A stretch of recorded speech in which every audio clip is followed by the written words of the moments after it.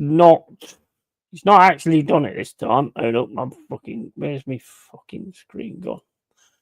Right, well, it's not. Oh my days, what am I doing in there? Right, it's not actually come up this time. All right, I'm not really getting to grips with this, am I? It's not come up this time. I don't know why. The wireless thing came up before, and it was only showing like one bar, so I could understand why. But I don't even. I mean, I know it's a pub. But that's not the kind of bar that I want going on at the minute.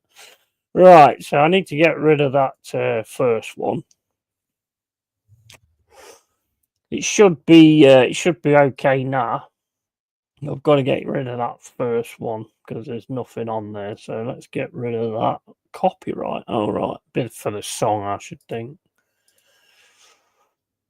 Wouldn't be me if I weren't getting done for something, I don't suppose. Right, okay, so to let me know if everything is all right now. I don't see the wireless thing coming up on the screen at the minute, so I'm assuming it'd be all right.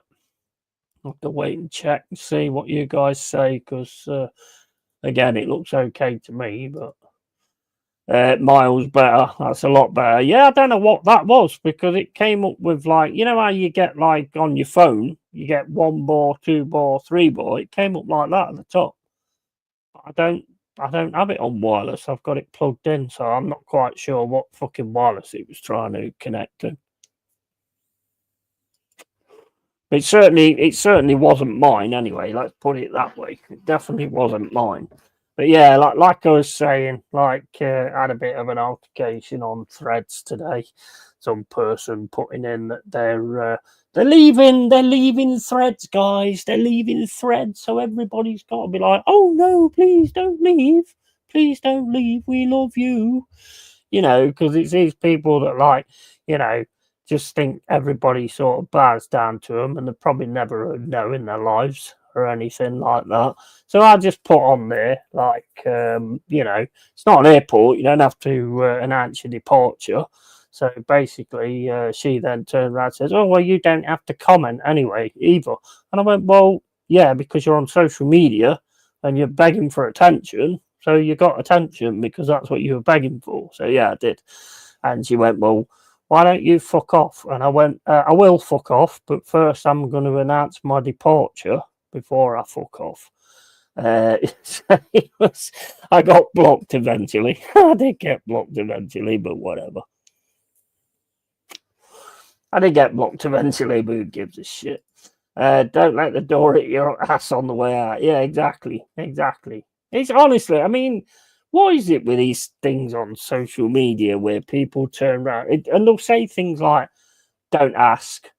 And I'll just be like, okay, then I won't. I won't ask her. Okay, I won't ask because I don't care. Oh, yeah, you do care. No, I don't. I fucking really don't. I really actually don't care. And you've said don't ask anyways. I'm just being respectful and not asking. Right, it's gone on to Twitch now. The thing ain't come up on the side though, so it's nothing to do with that. I don't know what was going on with that. Yeah, you're right there, Cole. Peopling. It's a beg for attention, isn't it? I'm leaving this fucking place. I'm leaving this social media and all this, that, and the other. And it's like, well, just fucking leave then. I want to leave Threads, but I don't know how to do it. Just don't fucking go on it. It's not fucking rocket science, is it? Don't press fucking Threads. Basically, that's how you don't go on it. Fucking unbelievable, mate. Sometimes all this education, this stupid school education they get, and they're just dumb as fucking shit, most of them. I'm leaving for a piss. Yeah, exactly, mate. Yeah, I mean, yeah, fair enough. I mean, when I'm doing the streaming, I will say that I'm going to the loo because I just think that's, I have to do that because otherwise I just disappear off the screen. Nobody knows where I've gone.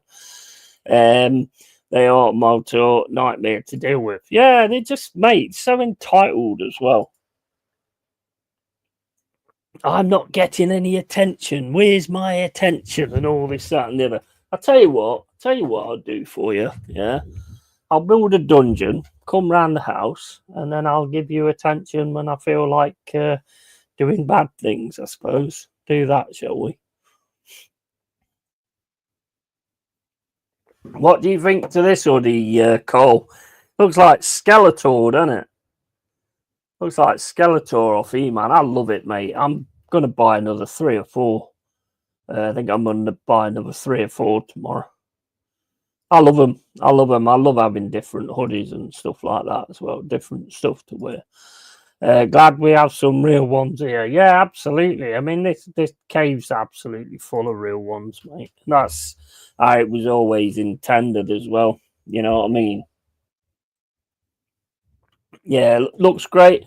Mate, they're awesome stuff. They're absolutely awesome stuff. And they're only about 4 or 5 quid each as well. Absolute bargain, mate. Absolute bargain.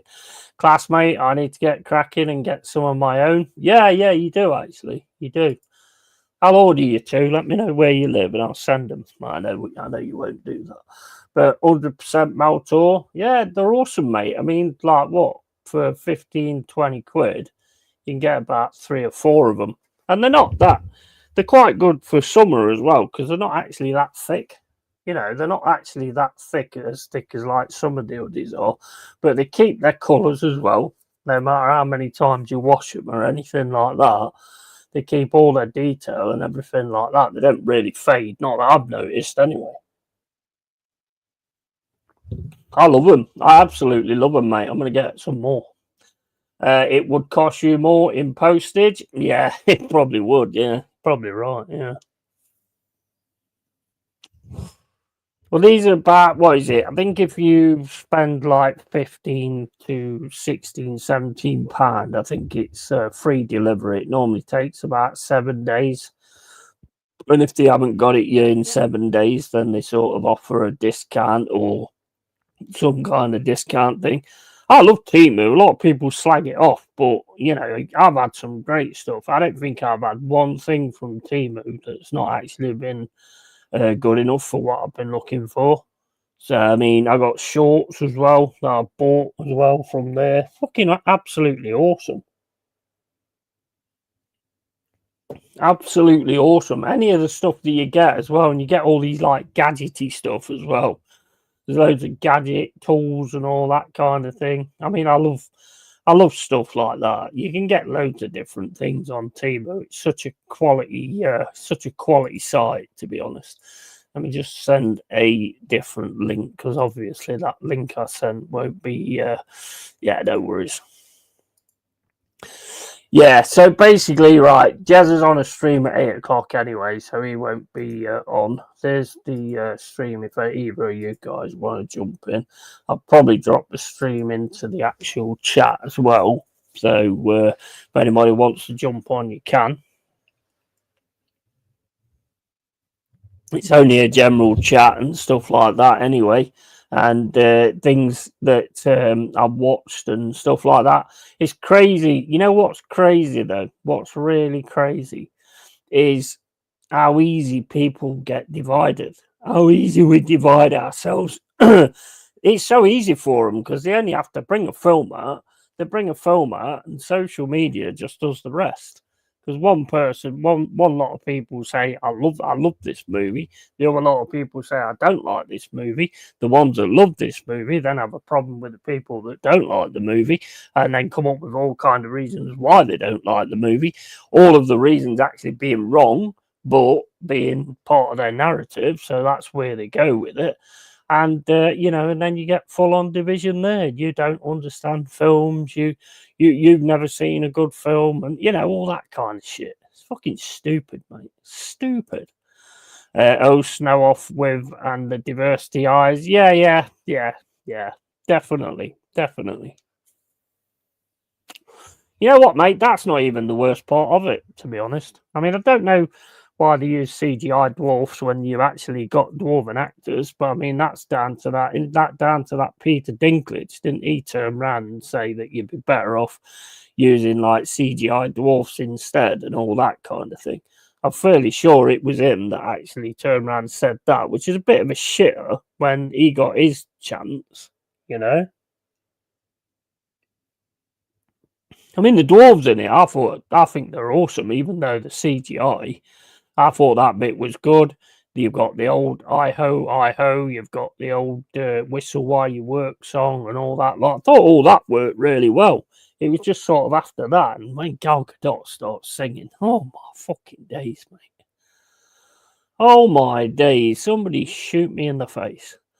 That was the worst thing I've heard in, apart from the Mufasa Mads Mikkelsen song for the really tough, like, lion that's supposed to be the toughest lion in the jungle. And then he starts singing, I'm going to kill you in a minute and you're going to die. Bye bye. And it's the fucking weirdest thing I've ever heard in my life, honestly. Did you listen? Did you listen to the song?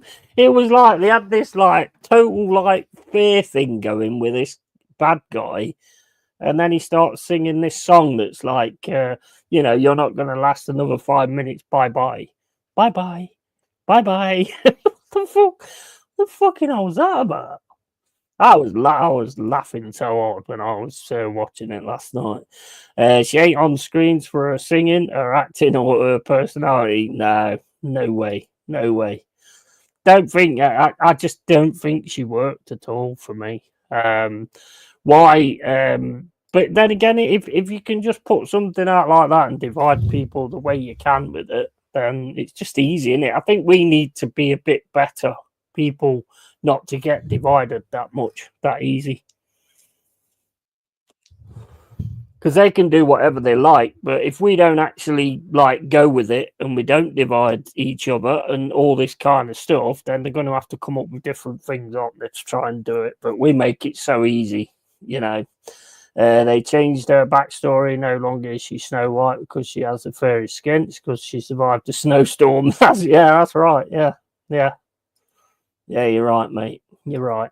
I don't mind. I've always said, like, if you're the right person for the job, then you should get the job. If you're the right actor for the part, then you should get the part. You shouldn't be getting it on other criterias. I'm sorry, but nah, no way. I'm not a big fan of that, to be honest. Maltor, it's insane, man. It is, and it's just going to continue. But we've got to not fall out with each other. We've got to not divide ourselves based on a fucking film, you know. And then you always get, because you always get the ones that will be against. You always get the ones that are going to be for, you know. And that's the divide created right there. And the last thing we need to be doing right now is dividing each other based on a bloody film, you know. Oh, what if it comes to civil war? Yeah. Are we going to have the Snow White in crowd and the Snow White out crowd that's going, oh, I'm not fighting with you. You don't like Snow White. Well, we're not fighting with you because you like Snow White. Oh, okay, then let's all just get murdered by the ones that are all by people that are sticking together and not actually divided. That's a good idea, isn't it? Quality idea, that. And they expect us to believe that Gal Gadot is somehow jealous of Ziggler's looks. Hello, yeah. And I know, mate, lunatics running the asylum. Yeah. Like I say, though, to me, it's not the people that's actually running the asylum. It's the way we're easily played. It's how easily played we are. That's the problem for me. Spot on. I'm trying to rise above. Ain't easy, but I try. Yeah. It's how easy we get played. We get played so easy. It's like everybody has to like have an opposite opinion. So it's like, they're going to start doing buckets with holes in them. Oh well, I don't like buckets with holes in them. Why don't you like buckets with holes in them? Have you got something against buckets with holes in them? Yeah, the fucking water runs out, you twat. Yeah, but well, you can't be like that. You've got, if they want to give you buckets with holes in them, then you should accept buckets with holes in them. Yeah, but all the water, everything that I put in the bucket falls out. That's got nothing to do with it. You're just being fucking old bucketist or whatever. Absolutely insane. We kind of look for an argument. We kind of look to fall out with people. It's just mental. It is, honestly. It's just absolutely mental. And it won't change. It won't change until people change, to be honest, because they're just going to keep feeding the narrative and all that kind of stuff. And it's down to us to just say, nope, I'm not doing that. I'm not falling out with that person based on, this and based on that and based on the other. I'm going to be like somebody with common sense and just say, well, if I don't like it, then I'm not going to watch it. Simple as that. You like it, you watch it. If I don't like it, I'm not going to watch it. You've got an issue with that, I'd fucking get a life, to be fair. It's hilarious too because there was lots of fighting between Rachel Ziegler and Rachel Ziegler sounds like fucking WWE wrestler. Dolph Ziggler, isn't it? And Gal Gadot on set. Rachel Ziegler is pro-Palestine, and Gal Gadot served in the IDF. Oh, right, okay. Mate, to be honest, I ain't bothered about any of that. I'm bothered about the fact that she sings, mate. The fact she sings is just fucking ridiculous.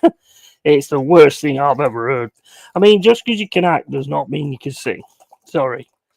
That's been proved. Even Mad Mikkelsen in his Bye Bye song, I mean, it was... didn't do a bad job of it, I don't suppose, but they gave him a shit song to fucking sing, so, I mean, he didn't have much choice, did he? It's in our nature, and they have tapped into that source flawlessly, and we're too stupid to focus on the main adversary. Absolutely. 100%. Well, we're not taking no notice of the main adversary, are we? Big up, Anthony. Hope you well, matey. I did come back on the private stream, mate, but I stayed for about, 5-10 minutes or something, and you didn't come back, so I left. I didn't know if you'd fell asleep or what. I don't know. The witch should have repelled Snow White with an iron dome. Fucking iron ball. Hey, Ant, and I wouldn't classify what Rachel Ziegler was doing as singing. Well, no, I wouldn't even class any of them. I mean, the thing is, that was another thing I heard as well, that actually she's not got a bad voice, but I mean, we all know that auto-tune and all them kind of things exist, don't we? I mean, yeah, it could be her, I don't know. But, we all know that these things exist to make you sound better than you actually are. So, who knows? I don't know. I didn't care, to be honest. The songs were shit. They're the worst Disney songs I've heard. In fact, the only time I really was kind of enjoying it a bit was when the dwarfs were singing I Ho. And, and the other one, Whistle While You Work. Because you all know them, don't you? I mean, and the worst thing for me is, like back in the day, you got Jungle Book, you got Bare Necessities, you've got I Want to Be Like You, and all that kind of stuff. You've got the one with the serpent. Can't remember what the song was called. But you've got songs that sort of kids could get behind and actually sing the Bare Necessities and all that kind of stuff. The songs now are fucking wank. Honestly, they're absolutely fucking wank. I dozed off Yeti. I'd work the next day. I was fucked. Yeah, I thought you would do eventually anyway. So I just left anyway. You was up late, man. Say that you was up at 6 o'clock in the morning, you bad bastard. I never used to have that much sleep, to be fair. Well, apparently, in the cinemas, yeah, nearly most of the cinemas, there's loads of pictures, and there's like 2 or 3 people in all the cinemas. The person that went to watch the movie, who I saw a review yesterday, there was a mum there with 2 kids, and one of the kids was asleep. The other one would just sat there bored out their heads, completely bored. That's not Disney, man. I mean, I'm not a big Disney fan, don't get me wrong, but that's not Disney. Feel sorry for young'uns growing up with every major film aimed to the youth that are supposed to enchant their minds, force-feeding nonsense and sacrificing qualities for agendas. Yeah, it is. Yeah, you're right, yeah. It is. You're 100% correct on that. It's really sad. Really, really sad that they do that. I mean, can you remember, like, back in the day, you'd have, like, we used to have a tape that played in the car with all the various Disney songs on it, and there was loads of them on it because there was all like good stuff, like a Disney hits type of tape. We used to listen to that all the time in the car. It was brilliant because you liked it, because you liked the movies and stuff. They're rewriting classics to try to destroy what they have decided is unsavory history, keeping in mind these stories have already been rewritten by Disney compared to how they were originally. Yeah, you're right. Just feeding an agenda, aren't they, basically? So that's all they're doing. They're feeding an agenda, you know? And probably in the process, they are actually trying to turn us all against each other. I know it's only a movie, but you've only got to look at social media. It does work. It does work, whether it's just a movie or not. It does work. By the Brothers Grimm and such. Yeah. Very true, Maltor. Get great point, mate. Yeah, I mean, it's just ridiculous, isn't it, really? I mean, they're just movies, for fuck's sake. I mean, they were just movies that I watched when I was a kid. I used to enjoy, like, Jungle Book and stuff like that. I mean, they was good. Watch them on the cinema. Nobody really goes to the cinema now. And they try and charge, like, 15 quid to watch them on streaming channels. Yeah, we could shove that. Look at what Amazon did to Lord of the Rings. Oh, my days. Yeah, Rings of Power. Mate, I was out after, I think it was about halfway through the first episode. Not episode, first season. Halfway through the first season, I was like, fuck off. Just fuck off. I hope they don't fuck up Warhammer. I hope Cavill don't bend, and I hope they don't fuck up Warhammer, because I'm looking forward to that. Look at the newest Assassin's Creed. Yeah, 100%. The new Star Wars, The Witcher. Oh, my days. The power of one. The power of two. The power of many.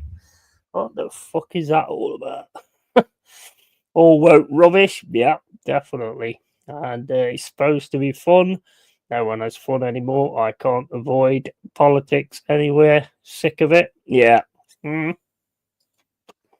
Yeah, I agree. Yeah, I'll be watching that film on Netflix. You did a review on it. I think Chris Pratt in it. Yeah, Electric State. I didn't mind that. I thought that was all right, to be honest. I thought that was all right. Yeah, I actually thought that was okay. Didn't mind that at all. Didn't mind Mufasa either. Thought Mufasa was all right, apart from the music. The songs was absolute fucking crap. The only one I remember is the fucking Bye Bye one, and that's only because of how ridiculous it was, really.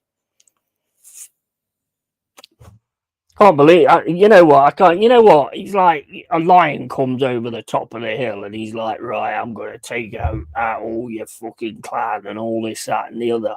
And then I'd be like wanting to hear something like fucking Rage Against the Machine, killing in the name of "fuck you, I won't do what you tell me." You imagine that, like a fucking adult Disney. Or fucking telling, or Pantera and telling the other lions to walk. I'd do something like that. I would. Power of strap-ons, yeah. Power of vibrators. Carl, and yeah, I mean that was ridiculous, wasn't it? The Acolyte. I didn't really watch it. I only saw like excerpts of it because I don't want to come out and sort of go at every single thing. It's only the certain things I actually watch that I'm going to have a go at because everybody does it, don't they? Everybody does it because they know it's going to get views because it's something new that's just come out and stuff like that. So they're all going to do it just to like get the views. So I didn't sort of want to just tag along and just do the kind of the same thing. I only watched Snow White because Angry Joe reviewed it, and I thought, well, as anything, because I'm doing what I'm doing, I'll give it a watch and see what I think. And pretty much fell asleep, to be honest. So yeah, just fell asleep. So it shows exactly what that was all about, doesn't it? if you just fall asleep. Yeah, almost like the amount of people recycling. Oh, yeah, exactly. Arsenal content. Yeah. Well, I know, mate. I know. Yeah. And then the people saying, like, fucking, I'm sick of talking about it and all this, that, and the other, and then jumping on shows all the time. Yeah. It's a bad, bad world, mate. It's a bad, bad world. And they'll say it and then do the exact opposite. But what can you do? What can you do with that kind of thing? Has the Argentina Brazil game been on? I thought that was on tonight, actually. Yeah, if you was a wrestler, what name would you call yourself? Would it be the prick? Probably, yeah, the airy prick. The airy prick and the big bollocks. The airy prick and the swinging wrecking balls. He did call it. Yeah, I didn't even see that either, Malto. I didn't even see that. Yeah, the airy prick and the swinging wrecking balls or some shit like that. I don't know. I don't know, mate. I won't be able to be a wrestler anyway, to be quite honest. Are you not doing good, bad, and the ugly tonight, Anthony? Jump on if you want. It says I'm doing it, yeah. Absolutely. You know what? You know what I'm going to come out with, don't you? There's always going to be something, something in that range that I'm going to bring out the hat. But yeah, I mean, look. At the end of the day, I mean, the only film I'm kind of looking forward to this week is this week. I mean, this year is probably 28 years later. I'm really looking forward to 28 years later. I'm not too bothered about the new Jurassic Park because it looks like exactly the same as they've always done. I'll probably still watch it, but I can't say I'm not bothered about it. I also looking forward to the prequel to It, which I think is a series. I'm not sure, so I'm looking forward to that as well. Yeah, 8:30. Nice, nice. This is only like an impromptu thing anyway. I just thought I'd open the pub up and go live and just have a bit of a chat and get a few things out off my chest and stuff like that, you know.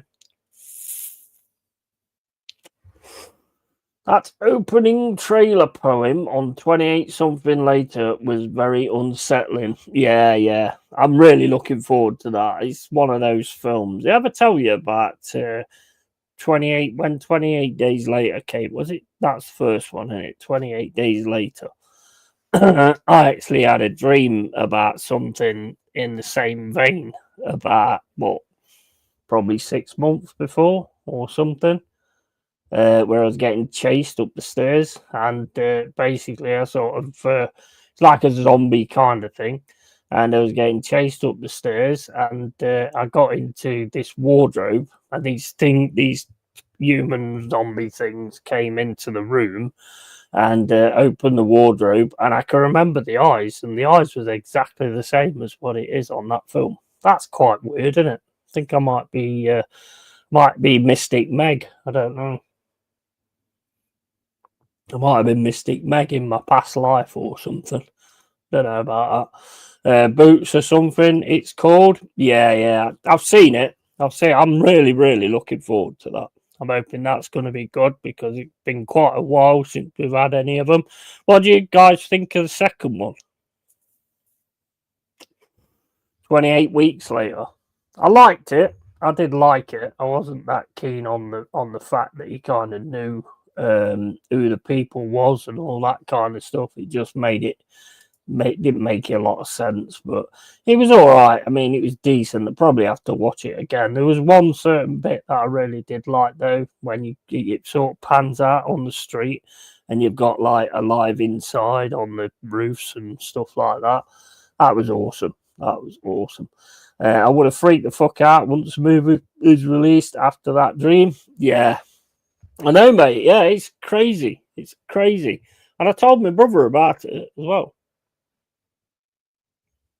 I didn't realise what it was like with the eyes and all this, that, and the other I remember sort of going on the internet like 6 months later or however long it was, and I saw that this film was coming out called 28 Days Later, and the eye thing, and I was like, fucking hell, that's weird. And I saw the trailer, and I was like, man, that's crazy. That's absolutely crazy to have a dream like that and then actually bring a film out in the same kind of vein. I probably should have wrote it all down and actually bought the film out myself, shouldn't I, really? That's what I should have done. How's things going with you anyway, Cole? Well, how's things going with everybody, really? How's life treating you? It's got quite nice now, isn't it? It's not bad, the weather. The weather's not too bad now. It's getting a bit warmer. It's not quite there. I think my next door neighbour has just gone to Portugal. I saw like a thing on Facebook today that one of them's in Portugal anyway. I don't know if they're both or Car's still there. All good, bro. I might hop on in a bit if I can. Yeah, all good, man. Yeah, you're always welcome in that respect. Absolutely always welcome. It's like I say, it's just a general chat, general pub thing. There's no football on or anything like that, so don't think there's anything else. Anything else on? Could have done like a quiz or something like that. I've been working on a few things today, like the new intro and all that kind of stuff. I guess it's quite good, that Canva. That Canva's quite good. You can do everything on that pretty much. So I don't need the flex clip thing anymore with a big fucking tag in the corner. So I can do quite a lot of things now. I'm getting used to a lot of things as well. Got the layout thing sorted out. I've got one here now at the minute, so I'm getting used to that as well. I can't do it with that thing on it, but yeah, so I can do that with the games and like put the team games and stuff. Love this logo thing here. What's on Canva? It's awesome, absolutely awesome, and it animates as well on the thumbnail, which is quite interesting. So I am going to be like sorting a lot more things out. I love the creativity side of this, to be honest. Just trying to do different things and pushing myself basically to try and do stuff that I couldn't do before. So I am learning a lot from it. That song, what I put on, the Disney song, yeah.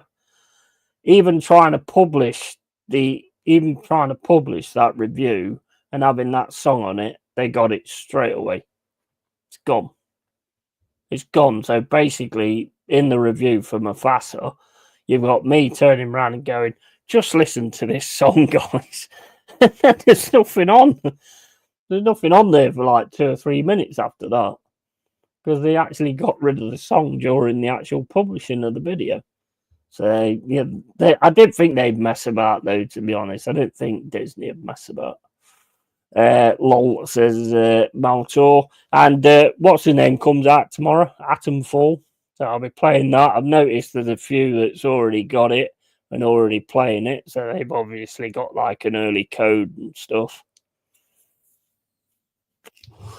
But yeah, that comes out tomorrow. The Hidden Deep thing I did the other day. Oh my days, that was ridiculous.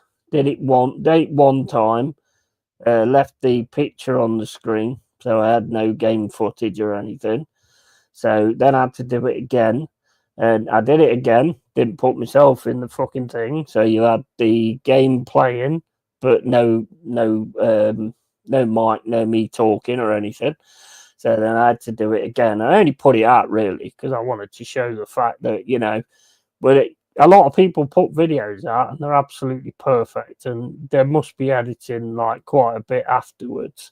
And I don't like doing that. I like just show exactly how it goes, you fuck up and stuff. Angry Joe does it all the time, does bloopers at the end of the video, and they're brilliant. They are absolutely brilliant.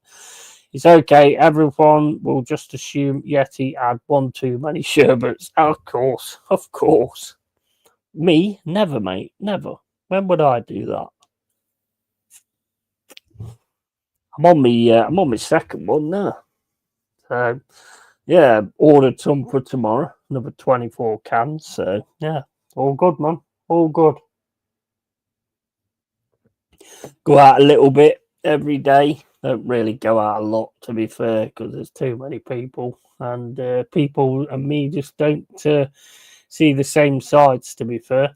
And there's also like in April, I think it is, there's a new Ghost album coming out. Really looking forward to listening to that as well. The new Ghost album, the new song's awesome. Satanized, so definitely looking forward to that.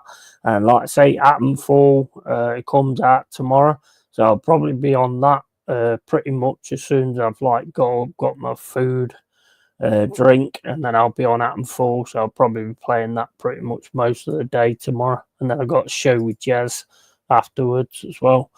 It's okay. Everyone will just. Oh yeah, I already read that. Reading the same fucking comments. But yeah, big up to everyone. Just gonna chill and just chat about various little things and all the movies that's coming out and all that kind of. There's not a lot coming out, is there, this year?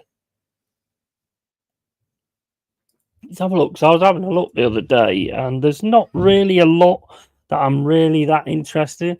The new Superman, I'm interested to see what they do with it, to be honest, because it's DC and that gun bloke. So basically, Dave, is it Robert Gunn or David Gunn or something like that? I'm looking forward to like seeing what they're gonna do with that, and then just wait and see. Hopefully, they're going to do a really good job of it.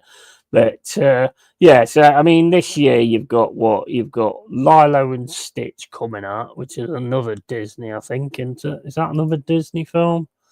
You got that bloody Star Trek Section 31, which apparently was absolute bollocks. You've got the Alien Earth, I think that comes out as well. The Gorge, which I haven't actually watched yet. There's not really a lot that really floats my boat at all. What's coming out? I'd say it's pretty much just 28. The only one I'm waiting for really is 28 years later. I'm really, really, really, really looking forward to that. And that kind of a dead year, and James Gunn, that's it. Yeah, I want to see what he's going to do. He's going to sort of look into the background of all the DC characters and all this, that, and the other. And you know me, I like the Joker. I'm not bothered about Batman. I'm more bothered about the Joker. Yeah, he will be getting advance tickets for Lilo and Stitch. I probably will watch it because, you know, if I'm doing like the honest thoughts and stuff like that, then why not? I might as well just sit and watch it and then just do an honest thoughts on it, just what I actually think of the actual program and the actual film. That's what you do, isn't it? Basically, it's just more material. It's same as the games and stuff like that. I'm not amazing at any of it, but you know, everybody starts somewhere, don't they? At the end of the day, I always keep it real. That's the main thing. I'll always say what I think. A lot of people won't like it, but it's how I've always been, mate, and it's how I always will be. So it's Carl. How you doing, mate? What's that picture? Hey, what's the crack? Can you hear me okay, mate? Yeah. I can hear you, mate. Good. Get rid So of that. every single time you click me in, I'm always mid fucking chug like a fucking chronic. Do you ever notice that? I get to the point where, you know, as soon as I sort of see somebody like drop in there, I just drop them on like straight away. I do it a lot now. I may bear that in mind. Maltor says, "What was your opinion on Cradle of Filth's new song?" I've got the new album, mate. I like it. I do. Yeah, I do really like it. It's good stuff. Haven't actually tuned into that yet, mate. Actually, I may check them out. Yeah, you have to check out Cradle of Filth, bro. Cradle of Filth is brilliant. Certain songs that they've done, like Gilded Cunt and all that kind of stuff, it's got some brilliant tracks. Byronic Man. What's the Cradle to Grave? Was it Fog. Something Fog, I don't know. Fog of War or something like that. That's one of my Yeah, favourites. they're actually not a band I've checked out like as much as I should have actually. You know, given them like I am a fan of metal and all, but I haven't listened to much of them. I should really get into that, mate. Yeah, I should really give them a chance. You know. Yeah, absolutely. I mean, mate, I was never sort of into that kind of stuff, but it's like when I first sort of listened to one or two of the tracks, I was like, fucking hell, yeah. Fucking good stuff, this is. Yeah. And Malator's comment is spot on. It's spot on. It's exactly yeah, he caught you mid crackhead action sequence. This is literally me coming out like Stop. Yeah, it did look like he got one of them fucking crack pipes, didn't he? It did, yeah. Especially with the vape and everything. He's dead right. Oh man, he's dead right. Malator's a fucking G, so he is. Good to chat to you. He's an absolute legend, mate. Absolute legend. Semi live, I suppose, but look, or semi in person, I guess. I'm on live or whatever. It's good to chat to him. He's been real since day one, since I met him. Like, 2-3 years since you started your channel. How long have you had your channel for now? 2 years, is it? 2.5? Well, I started it ages ago and was doing like games and stuff like that. So, but when I sort of started like doing this, I had like 28 subs, I think it was. Okay. So yeah, it's moved on and advanced quite a bit from that. So of course. Yeah, it started a good while ago, and then I sort of stopped doing it for a bit, and then just started up again. You know. Okay, yeah, because I was waiting until Forest got in the Premier League, so then I could like be a proper glory hunter. You see. Clever. Well, yeah, that's what they all do, mate. That's what we all do. Unfortunately, I'm an Arsenal fan, mate. I know all about that. You know what I'm saying? Mine is the glory. You don't know much about I know about the hunting, not the glory. You know what I'm saying? I'll just turn this. Probably know more about glory old than glory hunting. Yeah, well, hey, I know about me, but our fan base, yes, mate. Absolutely. That's their average. That's their average Saturday and Friday night. But Jesus Christ, my God. Well, what do you think about this? Like what I've read today that Saka could be back for the Fulham game. Oh Jesus, I hope not. I really hope not. That's too soon. That is, isn't it? It's too soon, and what's the fucking point? Like, I don't understand you. I don't understand you playing against Madrid because, you know, there's a trophy on offer without it being actually a possibility. But, you know, this is a trophy to play for. Putting him in against Fulham, that is retarded, honestly. If he does that, honestly, that should be the final nail. Because, I mean, I know you made the point earlier that could easily set him back again. And if you set him back yet again, that's potentially £100+ million player that you're not going to replace. That you're not going to replace. That will be injured again for another 6 to 8 months. It's not worth the risk against fucking, and it's not a disrespect to Fulham, against anyone in the Premier League, given that how many points are we behind? 12 points are we? 13. Is it 13? 12 or 13. What's the point? It's so silly. It makes no sense. But that's exactly what he would do if he has a chance to get. That's exactly what he would do. So if he does that, get the fuck out, man. Malto says about the glory hole receiving offering end. Our fans receiving it. Our fans are receiving it, man. They don't know how. They only know how to give it on Twitter, mate. They don't know how to give it in real life. You know what I'm saying? 100%. 100%. Listen, you know me. I'm honest. You know me. I'm honest. Absolutely. It's fucking true. It's fucking true. No way to be, mate. Really. You know. Listen, I mean, like some of the things I said about Snow White, I would imagine there'd be some people that would have a bit of an issue with some of it, but I don't care. Oh, absolutely. It's honest thoughts, mate. So it's got to be honest thoughts, isn't it? Yep.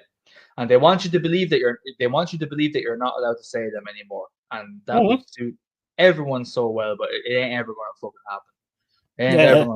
We'll always say what you feel. But you know what? At the same time, you made a great point earlier. It's not about you should not fall out with people over opinions. You know, I mean, and even if you have to rise above it, just try. I've been trying to do that there recently. Last it's not been long. It's only been about 2 or 3 weeks, right? Yeah. But you know what though? I'm not usually the type of person that rises above shit. I'm usually the person that takes a combative situation as far as it needs to go. It's not healthy, but you do feel a bit better, mate. You try and keep your calm in conflicts, in discussions, and all that sort of stuff. And you know what? You do actually feel a bit better after it. It's weird for me to say because you know me, I'm headstrong like the way you are. But it comes. Yeah, I think it's probably the better way to be because these other people with that align on the opinions of the other side won't do that. They'll shun you. They'll pigeonhole your opinion and what you're saying and try to catch you on what you're saying. Just if you stay calm and just don't engage it, like they end up looking more retarded than you ever could. Ultimately, and you stay calm and you don't get upset, which is an added plus. So, but anyway.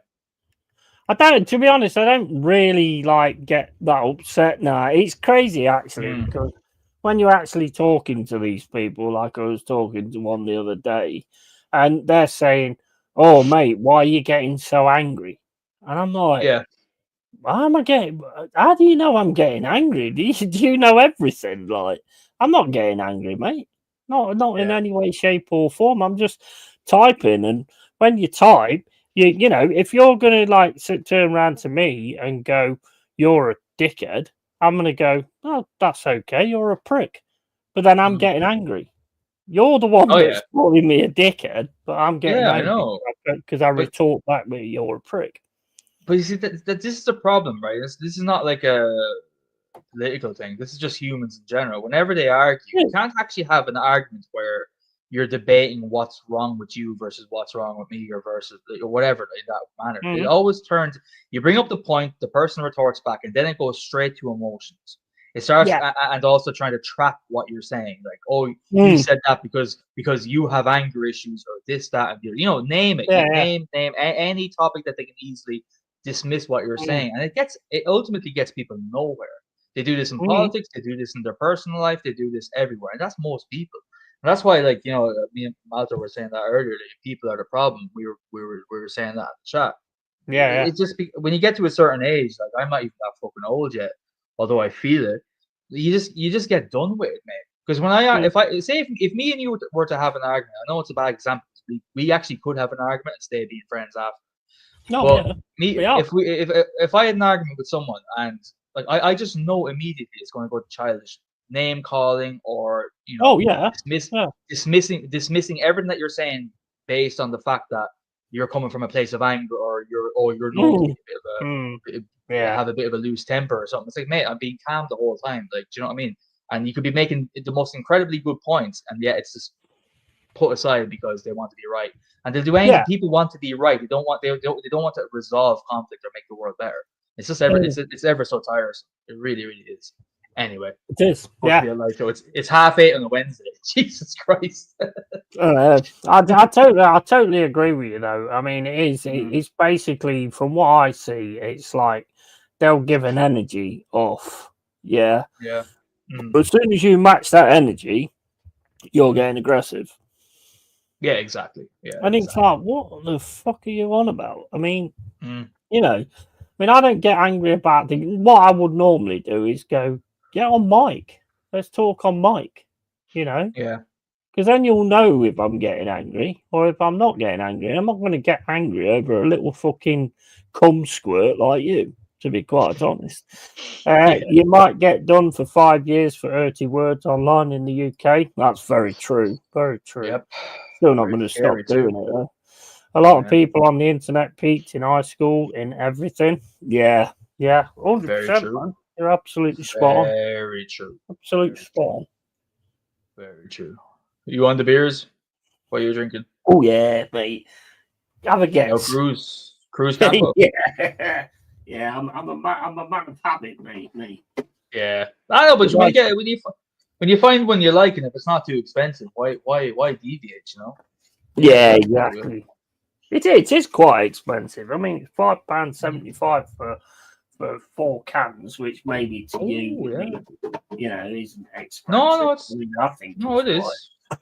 But yeah, I mean, for 29 quid for 24 cans, I can get it online. So I've gone for that instead. So, I mean, you wouldn't get much better, mate, in the UK. I'd say with the prices in the UK really these days. If I go to the pub, right, If we go to the pub, it's probably $5.75 for 1 pint of it now. I was actually just going to ask you, what is the You know? pint of a standard beer in Nottingham? Mm. It's about £5.75. I think, well, if you go for like something like Carlsberg or Carlin Yeah. or something like that, you can be talking about what, £3 something maybe. Yeah.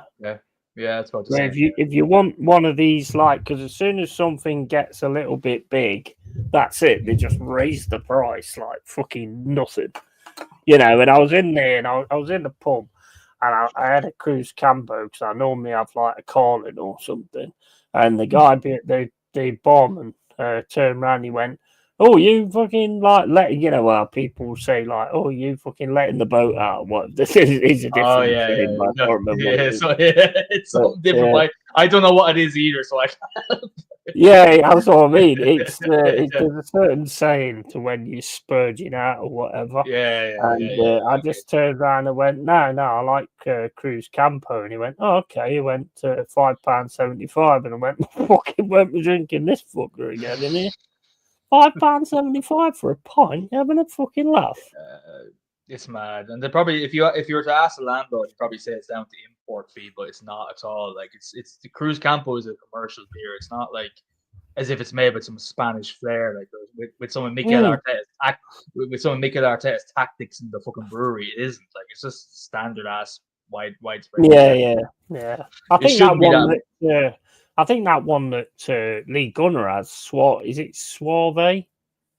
I think so. I know he likes Cruz Campo, and that's Suave is a Spanish beer. So I don't know if that's like got the same kind of taste as sort of Cruz Campo, because you've got what you call it. I don't know what you call it. Is it very light? Is it a light beer? Yeah, it's fairly easy drinking. It's a light beer. It's not too strong, right? It's light. Yeah, I mean, it's not too strong. I'm not sure what the actual. I think it's about 4.8 or something like that. But it's like got like a citrus twang to it. It's a bit like that other one, San Miguel. But San Miguel is a little bit more sweeter. It's just too sweet for me, San Miguel. Yeah, it is. Just right. Estrella might be a bit cheaper. Have you heard Estrella? Do you know that one? Yeah, I didn't like it. Tried it. No, I didn't like it. No. Yeah. I don't know.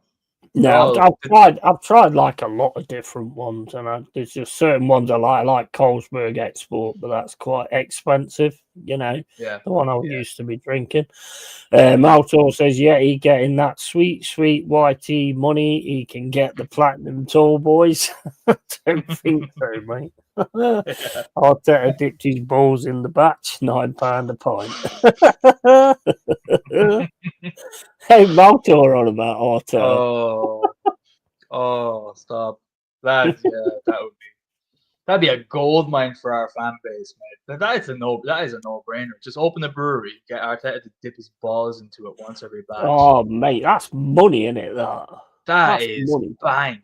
Maltor, hey, sign him up. Make us money. Yeah, mate. You should be their marketing man.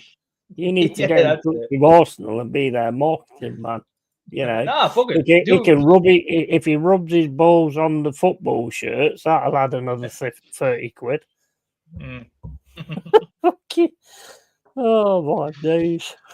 he could sell matches made out of the pubes from his wig as well. You know, exactly. The driest substance known to man is his haircut, man. Probably make like a perfume out of his armpit hair. Oh, Jesus Christ. It's armpit sweat, I mean, not fucking armpit hair. Oh my days, that's fucking disgusting, isn't it? When I'm drinking wine, so at least, it's a bit different flavor profile. You're drinking a beer sweat. That's not good. That's not good. That ain't good, man. How have you been anyway? How have you been? I was flat out. I haven't talked to you in a while. How are things with you? Were you good? I'm all right. Yeah, I'm all right. I mean, I've got like how the weekenders tend to have a bit of time to get over that. I've not really gone that hard really this weekend, to be fair. So I've been fine. I've enjoyed the streams and all that kind of stuff and the chats and things like that. I'm fucking 100%, mate. 100%. That's why I'm like putting a lot of like content out there. at the That's minute, good. just getting it all going. I Yeah. don't get a lot of views, but whatever. It's something I Doesn't enjoy matter. doing, and that's what Yeah, matters. doesn't matter, know? mate. It's something to do and something that you're passionate about mostly. You know. I think it's great that I think it's great that you're doing a live stream midweek as well, not just a weekend. I think that's really important. Yeah. Do maybe if you can manage to do one like on a Wednesday, Thursday, Tuesday, whenever it Yeah. may be. And then obviously the weekend, the weekend writes itself for you. I think Yeah, it's yeah. great, because there's a lot of Well, I've reopened the pub as well. So the great, pub is great. pretty much I can go whenever I want to go. And like when I first started, if you remember, I had them random streams where just Yeah. like go off, and they was always really good as well. And Maltor says copywriting the idea now, and the ball was rubbed with his balls, £100. And is this in Discord, by the way? No, I mean you need to like share the Discord link. Oh, so because I was actually gonna just drop to Discord at some point. If I ever get cancelled, that's where I'll be streaming. Let's put it that way. Yeah, no, fair enough. I've already got plans to what I'm gonna do anyway. Because then I could do anything. I could do anything there. Actually, you can do anything, but you won't be doing actually anything. But don't get me excited. Don't get me that excited. So Wednesday, man, I need to have my cooking vigor about me for the weekend. Yeah. Well, I won't be doing just any. It's good that you can though. At least there's still an option to make content if this all goes tits. So, but exactly. But you know yourself, you're not going to get cancelled on YouTube, right? Like you're not silly in how you say things.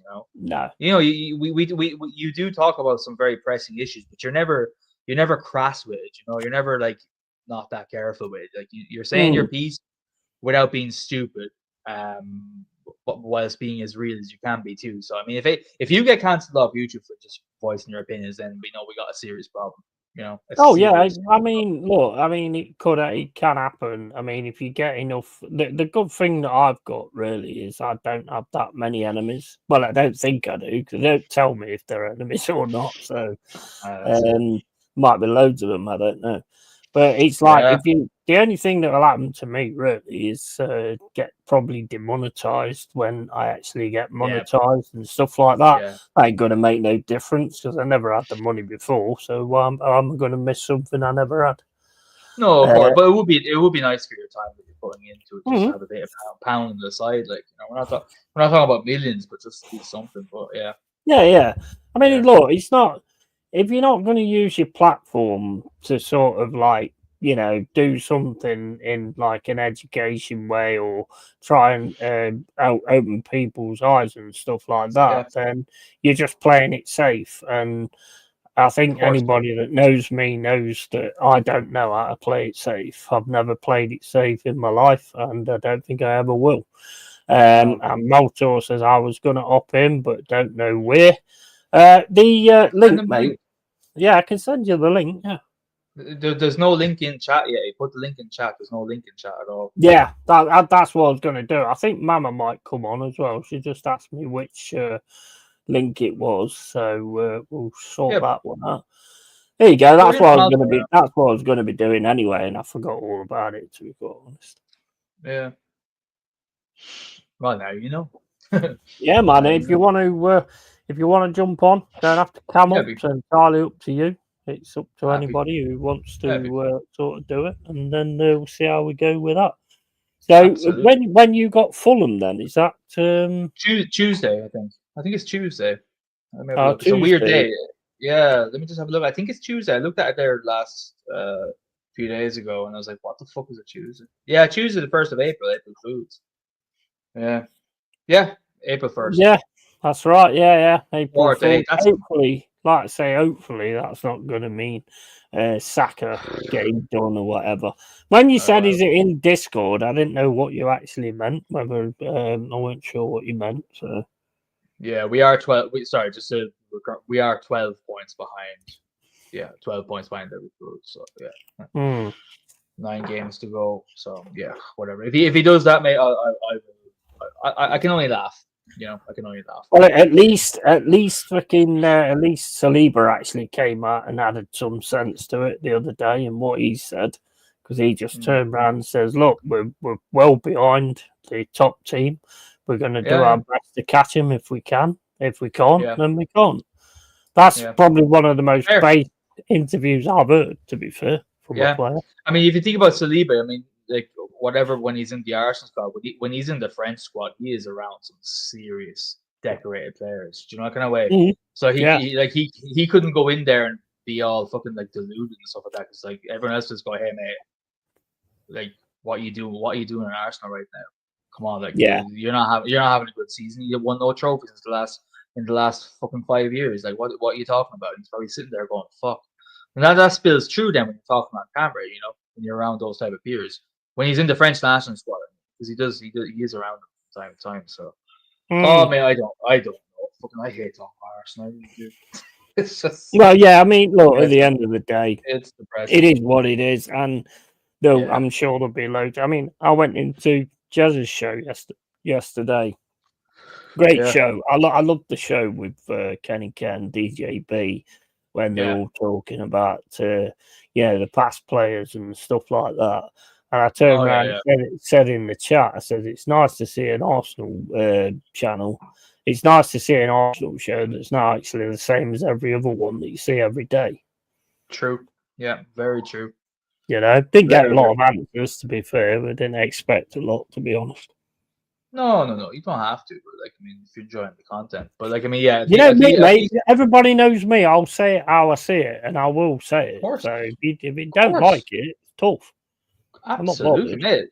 That's why the people that are here regularly in your show are fucking here, mate. That's why. Yeah, exactly. We're sick of all the corporate shit. Like everyone, like because this is usually how it goes on YouTube. Yeah, people start off and they're like, "Yeah, I'm going to be authentic and all that sort of stuff." And the minute they start getting, mostly when they get monetized, that's it. They start changing. They start worrying about their sponsors. They start worrying about growing even higher. And then the authenticity is gone. It's just pure sad. Yeah. I think Malto's just joined, has he? Don't forget to hit that subscribe button and like the video. Hell yeah, brother. How are you, Malto, man? Hell yeah. Now, is this the first time Carl's hearing my voice? I don't remember. I think it is. You have a very lovely voice, mate. I'm liking it. I was thinking it might have been the second time, but I can't remember, so. No, I think listening to your voice, he now knows that you're a transvestite. Yeah, I've been hiding it this whole time. My real name is actually Queen Latifah. Latifah. But my number one supporter is Yeti. He has always supported me through this whole transition, and Yeti, I got to thank you so much for that 10,000 quid, mate. No worries, mate. No worries. It was the handbag good enough that I said? Yeah. No, it said "not Gucci" on it by Yeti. Yeah, well, exactly. It's never going to be a proper Gucci. Yeah, there's no Gooch left. That's why there's no Gooch left. Yeah. How you doing anyway, Malto? We're doing good. I saw your message the other day in Discord about where it's going, sort of for Canada and stuff like that. Don't sound too great, mate. Yeah, but nowhere is great at the moment, is there? Well, no, it's not great here either, mate, to be fair. No. It's not. Forgive me if I'm assuming things here, but Carl, you sound a little bit Irish. 100%, yeah. Irish. I live in Ireland. I've been living here since I was beautiful. 2 or 3 years old. I can't remember, but I'm half French, so that explains the weird name. Yeah, half French.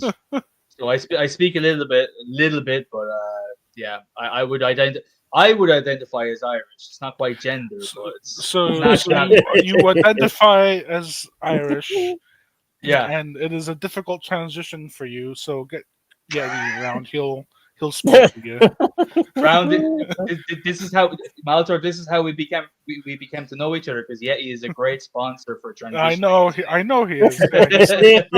He's so understanding and so I am, mate. I am. Yeah, I He's the feel the best. pain, and all that kind of thing. So I can help you out in all these things. Oh, that's brilliant. That's fucking brilliant. It's crazy. It's crazy stuff, isn't it? At the end of the day, so what can you do, mate? At the end of the day, it is what it is, and they're trying to push all this shit on us all the time. And I'll be one of those people that goes against it.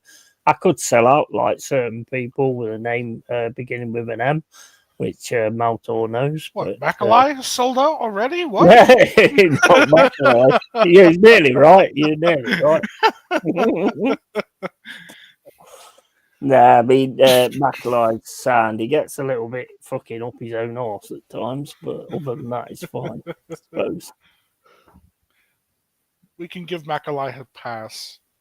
Yeah. I mean, we was playing that Hidden Deep the other day, and it was like playing it co-op. Oh, mate, that game is fucking awesome, man. It's hilarious. Wait. Can you hear me all right, or do I need? Yeah, perfect, mate. On. Absolutely perfect. Absolutely perfect. Because when I do this on Discord, no one can ever fucking hear me, so I don't know. I think that's probably because a certain person probably turned you down a lot of times. No, I'm talking about in all the channels I'm in. Like, I think it's like a Discord issue.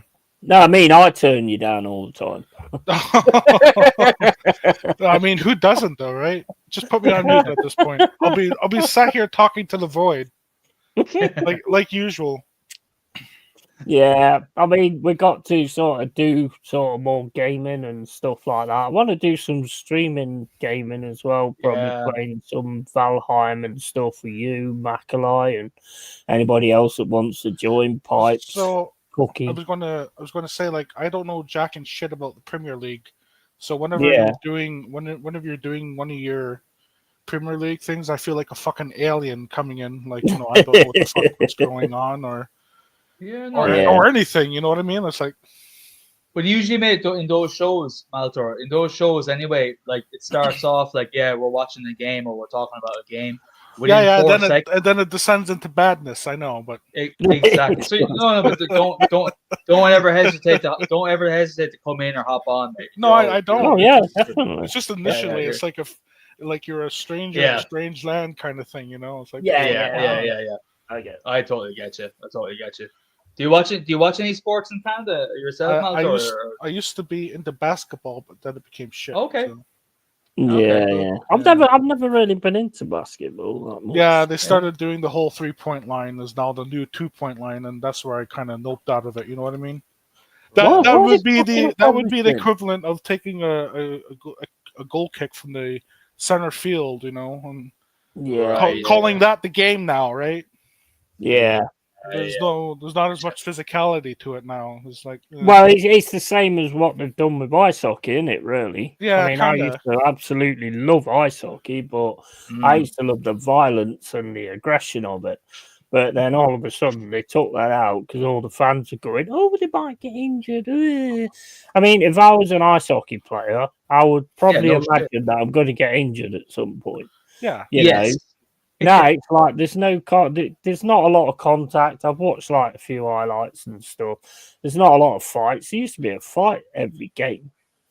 No, there ain't even no fights. Apart from me in the crowd, but I mean that's about it. I have to get me kicked somehow, I suppose. Yeah. I also used to like Formula 1, but then that became shit too. Yeah. 70 laps, man. Should just be one lap, and whoever survives wins. give them guns. Let them race in tanks. Just 20 Ayrton Senna's on speed with machine guns. Oh, that's a glorious sight. Yeah. They should make it like Super Mario Kart. Give them meth. Give them everything. You should do it like Super Mario Kart. It's the Three Stooges. Yes, it is. Just someone throws out an endangered turtle behind them. Okay, but Mama Flossie says we're the Three Stooges. Which one's going to be? Which one's going to be Curly? Which one's going to be Larry? Because I'm fucking Mo. Come here, you fucking chowderhead. You're fucking Mo. Okay, well, I mean that's turned into a different stream. I'll be Curly, I suppose, although I've got long hair. You kind of got a little bit of the physique going on with Curly, to be fair. What, thin as fuck? A little bit on the chunky side. Well, actually, I'm a bit chunky, I suppose. Well, Carl's fucking built, aren't you? You're built like an absolute. You're like the Hulk. Even the Hulk could be scared of you, wouldn't he? The Hulk, if he had diabetes, maybe, but maybe okay. Diabetes and terminal cancer. Yeah. Which, after being exposed to gamma rays, he would do. You know?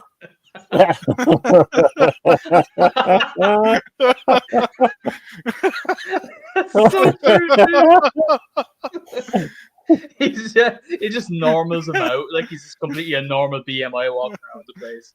Oh, stop. Jesus. That's a short. That's a short right there, isn't it? That's a short. Oh my god. Oh god. Oh mate, absolutely Jesus. awesome.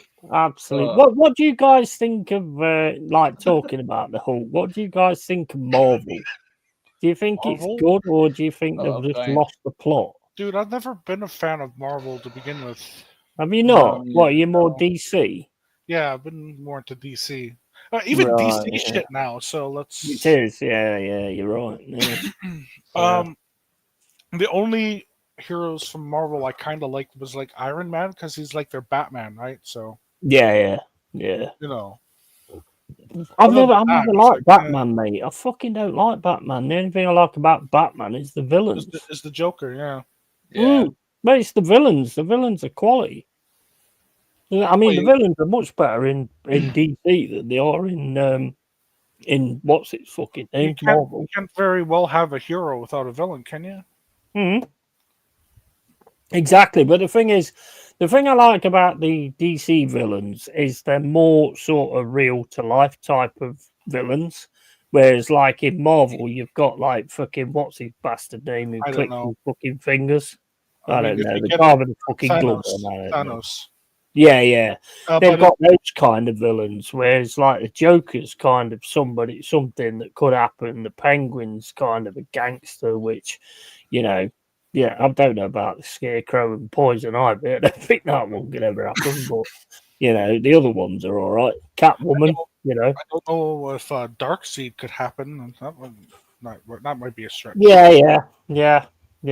Even DC's got their little bit far-fetched kind of things going on. Yeah. There is a few. Yeah, you're right. Yeah, you're right. I mean, I hope that Gunn does a good job of it, and actually, when you get to like Green Lantern shit and all that, it's like really magic kind of thing, you know.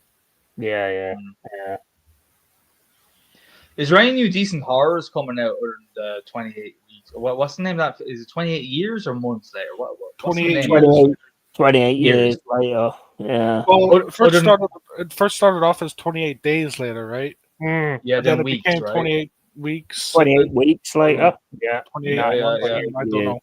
But now it's 28 years later. Okay, no. They turned it into a whole franchise, which fair dues, I guess, as long as it's all right.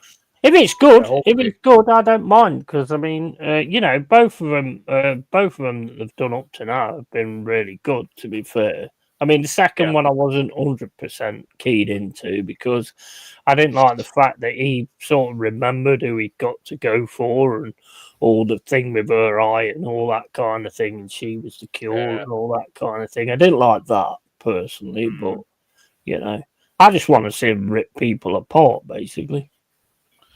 That's all I want to see. Scout, how you doing, mate? How about 28 beers later? Yeah, that'll be on later on, mate. That would be Yeti. Yeah, that would be Yeti. Yeah, just wait an hour. Me, I ain't got 20. Just wait an hour. But... That's his superpower, actually. Downing beers. Faster than the chug of light or whatever, you know. It's speed of light. Yeah, speed of light. Yeah. But there's no other decent horrors this year. Have you heard of guys? Have you? Yeah, the thing is, drinking beer is the power of one, the power of two, the the power of many. Oh, one too many. Yeah. Oh, mate, honestly, sometimes I get so fucking pissed. It's just unbelievable. If you see the show like on a Saturday when I've been drinking like most of the afternoon into the evening, I'm gone at the end of it. I'm just like going, God, what do you think of yeah. What am I? Oh, it's crazy, mate. I watched it back and I'm like, how the hell do these guys know what I'm saying? Because I can't. Do you wake up? Do you wake up with the panic the next morning? Because I did at least 1 or 2 shows where I blacked out when I was live. What did I say live on stream? Yeah. I do, yeah. You do. Oh, you mate. do. The next morning you wake up and just fucking like, oh shit, what have I done? Yeah, what have I done? Because I know what my brain. I know what my brain is capable of. The thing is for me, it's like if we do a private stream afterwards. That's fine. Then I can never differentiate what was said on the actual stream to what was said on the private stream. And I'm thinking, no, did I say that? Oh no, I mean, I don't give a flying fuck, basically. But no, I know you don't. Yeah. Back in 2 minutes, lads. It's over. At the end of the day. Yeah, back in 2 seconds. Yeah, Yeti will be like, "Hey, remember when I said you were ugly?" You'll be like, "No."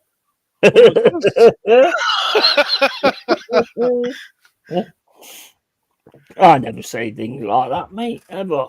Don't say things like that, bro. I've got that Appenfall to come tomorrow, so that's on Game Pass. So I'll be giving that a run through tomorrow. You seen like so many people have like got an early copy and stuff like that. Yeah, of course they have. They've got to be the sellouts, haven't they? Yeah, they are, dude. Literally, they're the ones that are going to be licking it, you know. But same with Assassin's Creed. Yeah, Half of them like going, oh well, why are people getting stuck on the fact that it's like not historically accurate? Well, for the simple reason that Ubisoft said it was historically accurate, and the simple reason they've got shrines and things like that in the game that actually exist. Yep. So how can you not be historically accurate if you've got things that actually exist? They've gone and pissed off a lot of Japanese people. Because what's his name? Yasuke goes around destroying like tombs and all this shit. Yeah. And it's like, you don't do that in a fucking. I don't remember playing an Assassin's Creed where you went around destroying tombs. No. What the fuck's that about? I think that was a major like fuck you. We don't respect you or whatever like that. Because I mean, whether it's like a graphic thing of something that's sacred, it's like if you did a game where you destroy the Statue of Liberty or something like that. Yeah. It's just not. It's not going to be had, is it? It's not going to be done. Although I think in Wolfenstein, like one of them, there was a scene about destroying the Statue of Liberty. I can't remember. That's not the new ones, is it? With them annoying women in it. I can't remember, Yeti. I can't remember. I ain't played the new ones, the ones with the annoying women in it that keep throwing up all the time. So what the fucking hell is that all about? I mean, if they've been giving blowjobs, I suppose you can understand it, but I don't think they have because they're young, aren't they? Big up Yeti and guest. Big up to Stephanie. Hope you're well. And yeah. It's crazy. I mean, the way things are sort of going at the minute is absolutely fucking insane, to be honest. But it is what it is. You just have to get on with it and call it out where you see it. Yeah. The best thing to do is try not to give it any attention. Yeah, I agree. I do. I agree with that because it's like a lot of people actually fucking do that. They actually sort of give it loads of attention and stuff like that. But the thing of it is like because one, there's nothing you can really do about it. Two, giving it attention is only going to make you more upset. Yeah. You disagree with, right? And three, I mean, it's not really going to change anything, really. Mm. So if these people Yeah, I agree. You're just going to get enemies, aren't you, basically? Yeah, if these people want their super woke games where they're flying around in pink unicorns that shit out rainbows, let them have it. Yeah, just don't play it, basically. Yeah, Exactly. No one says you have to play the fucker. No, absolutely. I think that's 100%, to be honest. That's just absolutely spot on. And Stephanie says, yo, it's Cork. It is Captain Cork. It is Cork in the building, guys.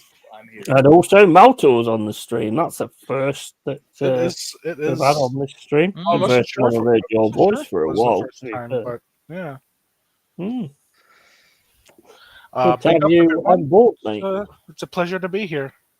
Yeah, you're more than welcome, matey. And Bargab, how you doing, mate? Hope you're well. Just going to grab another beer, guys. I'll be back in 2 seconds. Probably be longer than that, but yeah, in a bit. See you in a bit, brother. We'll take over. Where's my new picture? Oh, here it is. Oh no, wait, no, I don't want to put it on the old screen. No, that's fine. Whatever. Block me out, mate. I'm happy not to look at Do you think he's trying to tell us something there? Yeah. I don't know. I think so. I just clocked. This is like a cyber version of being at a fucking barbershop that goes on for 3 hours, just staring at yourself in the fucking mirror like awkward. Right, if you know me well, you know you know I don't try to tell you something. I actually you don't. Yeti does not pussyfoot around anything. No, tell you directly. Definitely That's true. Not. Right, be back in a sec, guys. Yeah, mate. I'll see you in a bit. Well, Malta, where roughly? Like, you don't have to give it a near exact location at all. Whereabouts in Canada here, province-wise? A tiny little province called Ontario. You probably never heard of it. Oh, Ontario. Yeah, no, that's a bit too obscure geographically for my knowledge. But yeah, it's a tiny province. No one can ever find it on the map. You know. Yeah, it's only about 1/5 the size of all of Canada. Yeah, and bigger than most countries in the world. Yeah, it's insane. I was in French Canada there, up near Quebec. Oh Jesus, no. Yeah. Oh, I love that. Those fuckers are not us, I tell you. You guys don't like each other, hey? You really don't you know? Okay, well, whereabouts in Ireland are you? Because I was going to say it's like two different sets of Irish. I know the history roughly. Like I know like the French Canadians. Charles de Gaulle went to rally there and all that, saying that you're independent back in the day. It's very divided in that front. But I had a great old time. I had a great old time up in Quebec. I'm not gonna say all the people are shit, but let's say this: if you're out in like a rural area and you can't speak French perfectly, and I'm not talking European French, I'm talking like Quebecois. Oh, Quebecois is weird, by the way. If you cannot speak that fluently, you are fucked. Oh, really? Because they hate. Here's the thing: they hate European French more than they hate the English, for whatever reason. Okay, yeah, I know it makes no sense whatsoever, but that would explain why I got that would explain why I got jumped 3 times when I was over there. Probably, yeah. French, yeah, that would explain it. Yeah. Oh, really? I didn't know it. But like, say if you were to visit up there, it wouldn't be hostile, or is it just friendly banter, or what? It depends where you go. Oh, for real? Jesus. Like I said, if you find yourself out in the rural sticks, it could probably get a little bit hostile. Sure, you might. You might find yourself singled out by the police who are gonna pull you over for every little fucking thing you do. Oh, for real? And then trying to justify a ticket for you not speaking Quebecois. Yeah. No, I. By the way, I don't even think they can speak Quebecois the way they think they can either. I know. It's a made-up language. It doesn't exist. It's totally made up. It's totally made up. The French that we learn in school does not prepare you for it in any way, shape, or form. Oh, it doesn't. It absolutely doesn't. Mate, when I arrived, I remember I was there. I went twice because my uncle he left over there. Yeah, I can hear you. You're good, mate. You're good. my uncle, he's French. He moved over there like in the 80s to pursue like Uh-huh. a hunter trapper lifestyle, like complete caveman lifestyle. He's crazy. And I was lucky to visit him twice because it was in very rural parts of, sorry, not rural, wild parts of Canada. It was in a place called, it's in between Labrador and Quebec. It's somewhere called Shefferville, a tiny little reservation town in the middle of fucking nowhere. So to get there, Maltor, you'd have to, from Ireland anyway, you'd have to fly to Montreal. Then you have to take a flight from Montreal to a place called Sept-Îles, Seven Islands. And then it's a 12-hour train up north, like little tiny little town. And like, I arrived there, and like, the first thing I heard was, I was like, yeah, I'm okay with French. I'm not fully fluent, but I understand most of it, you know. And Mate, when you got there, you didn't understand the damn thing. No, man, I could not understand a fucking word they were saying. I'm telling you. I was it would be the shocked. equivalent. It would be. Let me try and put it in the equivalent. It'd be the equivalent of you going to Wales and trying to speak Welsh. That's Quebecois, basically. Quebecois is basically Welsh. He's bang on, it's spot on. It was really interesting. And plus, there was a lot of natives there as well that spoke their own language. Yeah, there would be up in that kind of area. There would be, yeah. Yeah, it was. I was lost, mate. I was lost. I was just floating around. There's a lot of communities like past a certain point where you have to fly in by plane only. Yeah. There's like thousands of those communities up north. It's fascinating. And there's what's that, Yeti? Mama's just come in. How you doing, Mama? You all right? Go on, carry on, Balto. Oh no. Hello, Mama. Hello, sweeties. There's thousands of these little places up north that you got to fly into, and it's like when you say off the grid. No, that is fucking off the grid. It's like you might be lucky if you get a fucking Wi-Fi signal at one bar. If Elon's satellite is passing over at that exact moment. Maltor, it was honestly, for me, it was the best trip of my life because I always fantasized about living kind of like rough like that, I suppose. Okay, you know, like living with question, the elements. One question. Yeah, go ahead. Can you stand extreme cold temperatures? Yeah, I love it. I'm not talking about like minus 20. I'm talking about minus 40, minus 50. No. You know, I'll be dead. I'll be dead. We were. I presume there's some places where it gets that. Oh yeah. Shefferville luckily wasn't that extreme. I generally. I don't know if you're on Insta. If you're on Discord, I could send you the town. Yeah, I'm on Discord, but I'm oh, cool. Yeah. Oh, cool. I'll send you. Literally the same name, so no problem finding me. Yeah, no, for sure. It didn't get that extreme. We went in September. The first time I think we went in September, it was okay, and then we went in like early June. One of them still had snow, but the temperatures weren't too bad. minus 40 or 50 miles or yeah, well, I would not be able to. We die. These are all. I'll cry at -2. You would. There's a lot of places at the same latitude as Siberia. Oh yeah, and further north as well than that. So yeah, it is pretty fucking. Like there's a reason why only about 1% of Canada is heavily populated. It's because nobody can stand the fucking winters. And that's where my crazy uncle decided to go beyond that, like, and just move himself up there away from humans. He hated humans even more than I fucking did. Jesus Christ, that's saying a lot too. Well, your uncle sounds very based. He was ahead of his time. He left in 1984, would you believe? With just a map from France to Shefferville, Canada. It's insane. His story, honestly, it's mental. It's mental. Anyway, I won't take over the show. No. I mean, don't worry. I don't mind answering questions, but my situation is this. I've always said, like, if I went to America with their heat that they've got, I'd turn into an instant pepperoni, and if I went to Canada, I would just turn into an instant fucking ice pop. So, well, to be fair, Yeti, people won't be good. See, the areas that are populated are no colder than, like, the coldest I've seen where I am is like -20 or -25. right? So that's not horrible, and that's like maybe 2 or 3 days, right? Not like for months and months on end. In the winter, the lowest will say like -15. Yeah. So like you guys get that, right? I mean, Yeah. I think we get like -15, don't we? so it's not that far out. Like literally, people say, "Oh, America must be so warm." Dude, literally, Minnesota is further north than I am in reality, and gets colder than here. Yeah.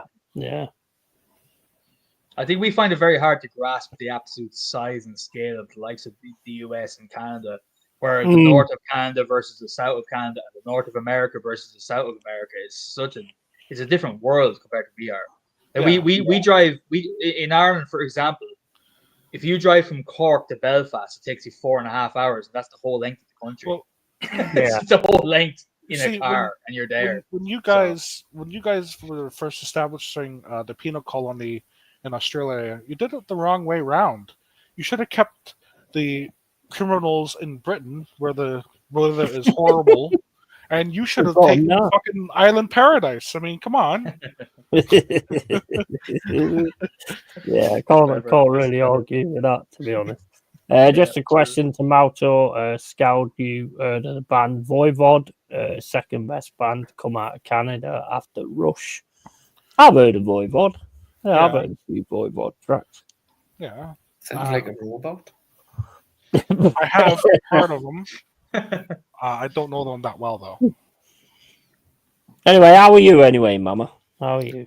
Not too bad. Had a busy day the day. Yeah, sorting stuff out. Had a meeting with the humanist for Dad's service on Tuesday. Oh yeah. And just been doing bits and pieces like that. Yeah. But not too bad. Not too bad. I'm good. Yeah, well, that's good. Sorry, I really don't mean to bring the. You're not. No, Mama. We're friends. Malto's already done that. So, I mean, I was about to say, I am literally like Melvin the robot from Galaxy. Oh, what's the point in life? Sorry. No. That's what we're here for, mate. We chat with each other. We're friends. Yeah, I mean, it's just general things, what's going on, stuff like that. So, I mean, that's the if that's the case. But I mean, winning that Carabao Cup, that was absolutely amazing, wasn't it? It was, yeah. Still, Carbob. The Carbob Cup. Come on now. There's still people up here celebrating, man. It's crazy. I'm not surprised. It's absolutely crazy. It's huge. And of course, they're all getting ready for the parade at the weekend. Yeah. They're closing the city centre. Just bring Malta in onto the situation. That's the first time they've won a cup for, what is it, 70 years? 70 years. Yeah, Jesus. 70 years. Well, we haven't won the Stanley Cup in over 40-something years now, 50-something years. So I think that's like, ridiculous. That's a completely different sport, but I mean, it's like an equivalent kind of thing, What's your team then in the NHL? I don't have one. The NHL, I don't follow it anymore. I used to. But... I mean, my problem with sports, and stop me if I'm wrong, but we're literally watching millionaires getting paid to pay fucking children's games, right? True. Yeah, true. I don't know. Yeah. I just, at the end of the day, the only one that I get you. The only real sport that I had kind of respect for was like Formula One, because kids obviously can't drive sports cars and or motorcycles, like what's it called, the TTR or whatever it is, or I can't remember the name of it, but there's a name for the MotoGP, isn't it? No, for the motorcycle, for the motorcycles, like the TT or something or other. I can't remember. TT racing. TT. Yeah, something like that. I can't remember, but like well, and I get that it takes years of practice and training, but I don't know, man. Like Like literally, do you need $50 million a year to kick around the ball? I don't think so. Yeah, you're absolutely spot on that. And some of them that actually get turned into millionaires at a young age, and then they go like getting really fast cars. Like, I mean, I'm talking UK here. I mean, it might be the same around here. I don't know. But at the end of the day, they're driving around really fast everywhere. What's the point in having a Lamborghini in England? None of the actual speed limits reach any of what that can do anyway. Yeah, take it to the You know? fucking autobahn. That's all a flex. It's all a flex. That's why. Course That's it why is. they're Yeah, going of course on. it is. It's all a flex. Mm. Well, I mean, I think it. Sorry, No, Colin. no, man, go for it. please. I was just Go. going to say with your footballers, like these 17, 18 and 19-year-olds have earned more in 1 year than we're going to earn ever in a lifetime. Yep. Yeah, Aren't they? yeah, absolutely. And they don't know what to Absolutely. do with it. So it's just a case of going out and being silly, really. And And I mean, fans are becoming less part of it all as well. You know, I mean, if you look at the way sports going, and this is all around the world, basically, fans are becoming more less important to these owners and things like that. It's getting absolutely ridiculous, and they're just showing it as well. You know, if it weren't for those fans, though, you wouldn't have what you've got now. You wouldn't have got the big owner in. You wouldn't have got the guy with the money coming in. You know? See, for us, it's difficult in terms of those sports, like in terms of football, rugby, and everything else in Europe anyway, is because I think when most of us started watching said sports and fell in love with it, it wasn't a match with the riches that it is now. Like back in the day, like a player, gosh, an absolute legend, even in the early noughties, would have been on a decent salary, but it wouldn't have been in the millions to where they were 17 and were able to afford a Ferrari or a Bugatti or something crazy. So there was always something linked with the blue collar working class people, you know. Whereas now there's a transition where, like, you know, transition supportive. There's a transition where it's like, you know, we're all brought up in something that's now changing to something very, very almost what's the word, I suppose, vulgar at this stage. Seeing 17-year-olds without even proving themselves in the world stage be gifted contracts worth £100,000 a week, and that's something I think that's what's pulling me away from it personally, Maltor. I'm noticing myself every year slowly but surely drifting further and further away from football, which is something I loved when I was young. When you look at, like, you have these people who are like the Lionel Messi's or the Ronaldo, right? Yeah, like worth $200 to $300 million and whatever, and like they surround themselves with an army of security personnel. There's no commonality with the ordinary fan there whatsoever. No. Oh, you want my signature? That's $500. You know. Yeah. If so low. Yeah. Totally. Yeah. Exactly. Totally. No, you're spot on, mate. You're spot on. There is a huge disconnect going on, and it's one thing if Messi and Ronaldo are on crazy money because they're the superstars of the sport. But you're seeing 18-year-old very average players that are hyped by British media who are on almost the same level of riches, and it makes absolutely no sense. That makes no sense whatsoever. Or Mama as well. Like, I think we're all sitting here scratching our heads going, and you can't blame it. And the thing is, like, we always, as fans, we're always like, well, we can't understand why these players don't fight. But then again, when you give them those level of riches, that takes away all the hunger. It completely snaps the hunger away, which football, rugby, fighting, combat sports is all if you tell someone they're guaranteed 100 million quid, no matter how badly they perform, they're gonna just not gonna fucking do anything.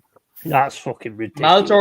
Maltor, mate, you are more educated than my entire fan base just by what you just said right there. No, I'm not even being. I'm not even being nice. Yeah, my line. You are more educated than my entire fan base of Arsenal, pretty much, by what you just said. Your last sentence, spot on, mate. Spot on. How can they be motivated? They're not. They're not. Exactly. Of course they're not. They get far too much money. They get far too much money at like an early age. Now, if you look at like the quality players, like the Ronaldos and the Messi, you can kind of understand it. But Oh yeah, for sure. But some of you're them, talking about they're not even 17-year-olds earning that kind of money. Yeah, it's meant. I mean, don't get me wrong. I'd love to be in that. Mind you, I'm not a big money person anyway. Never have been. I've always said that. But you know, I mean, I don't think anybody would turn down 100 million quid if it was offered. To be fair. Oh, I would. I'd say no. I don't want that. I'm sure you would. Yeah. I don't want the 100 million keeping it real, today. mate. I've already got it. You know, just give me a pound. Just give me a pound. That's what. Whatever. But in lieu to that, like that's what made like Newcastle's win. Just for context, in the Carabao Cup there recently, their first trophy they won in 70 years or 60 odd years, is what made it so special. Is because you seen those lads go out there and fight tooth and nail. To me, when I was watching that game, they showed what it was like watching football players back in the 90s on that performance. Yeah, I'd agree. I mean? They were killing each other. They were ready to die on that pitch. And every neutral fan around the world wanted them to win for that sole reason. It wasn't hate against Liverpool. It was just like they showed a throwback to why we all fell in love with football. I've watched that game 3 times, you know. Have you watched? I don't blame you, mate. I don't blame you. I don't blame you. That's another 3 times. Yeah, that's another thing I found talking to sports. The people that love sports, you know, people love to shit on like the B League or the G League or League 3 or League 2 but that's where you often find like the competitiveness, right? Because they got to try and compete to get through to higher rung, right? Yeah. But you'll find a lot more sportsmanship there. You'll find a lot more, I don't know, hunger there. Desire, you know, because they're not getting the £100,000 a week. No. It gets ridiculous. It just gets ridiculous, doesn't it? I mean, it's just some of the money that these players get. Like what Dal says there, absolutely nailed it. We paid Eddie and Katie 100k a week for 6 goals last season.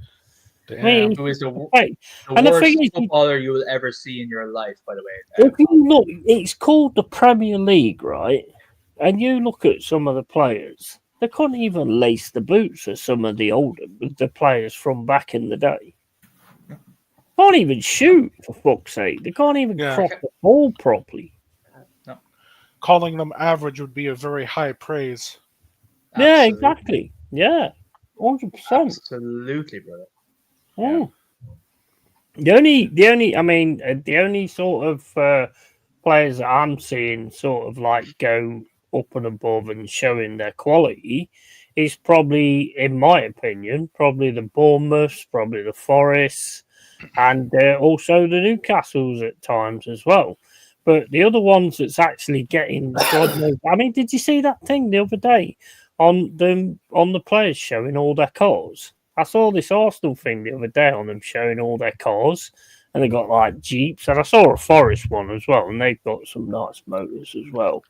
But it's just money for fucking nothing. It's just because, I mean, I could play football when I was a kid. I can't really play it that much now, but it's crazy. I'm really pissed off I didn't stick to it. I was a decent CDM. I could have easily started for Arsenal in this era, mate. If I stuck to it, like given the standard of what you're watching, like fucking hell.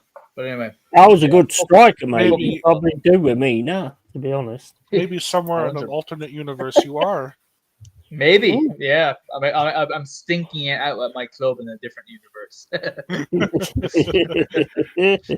What you should do? You should wire that Carl for some money.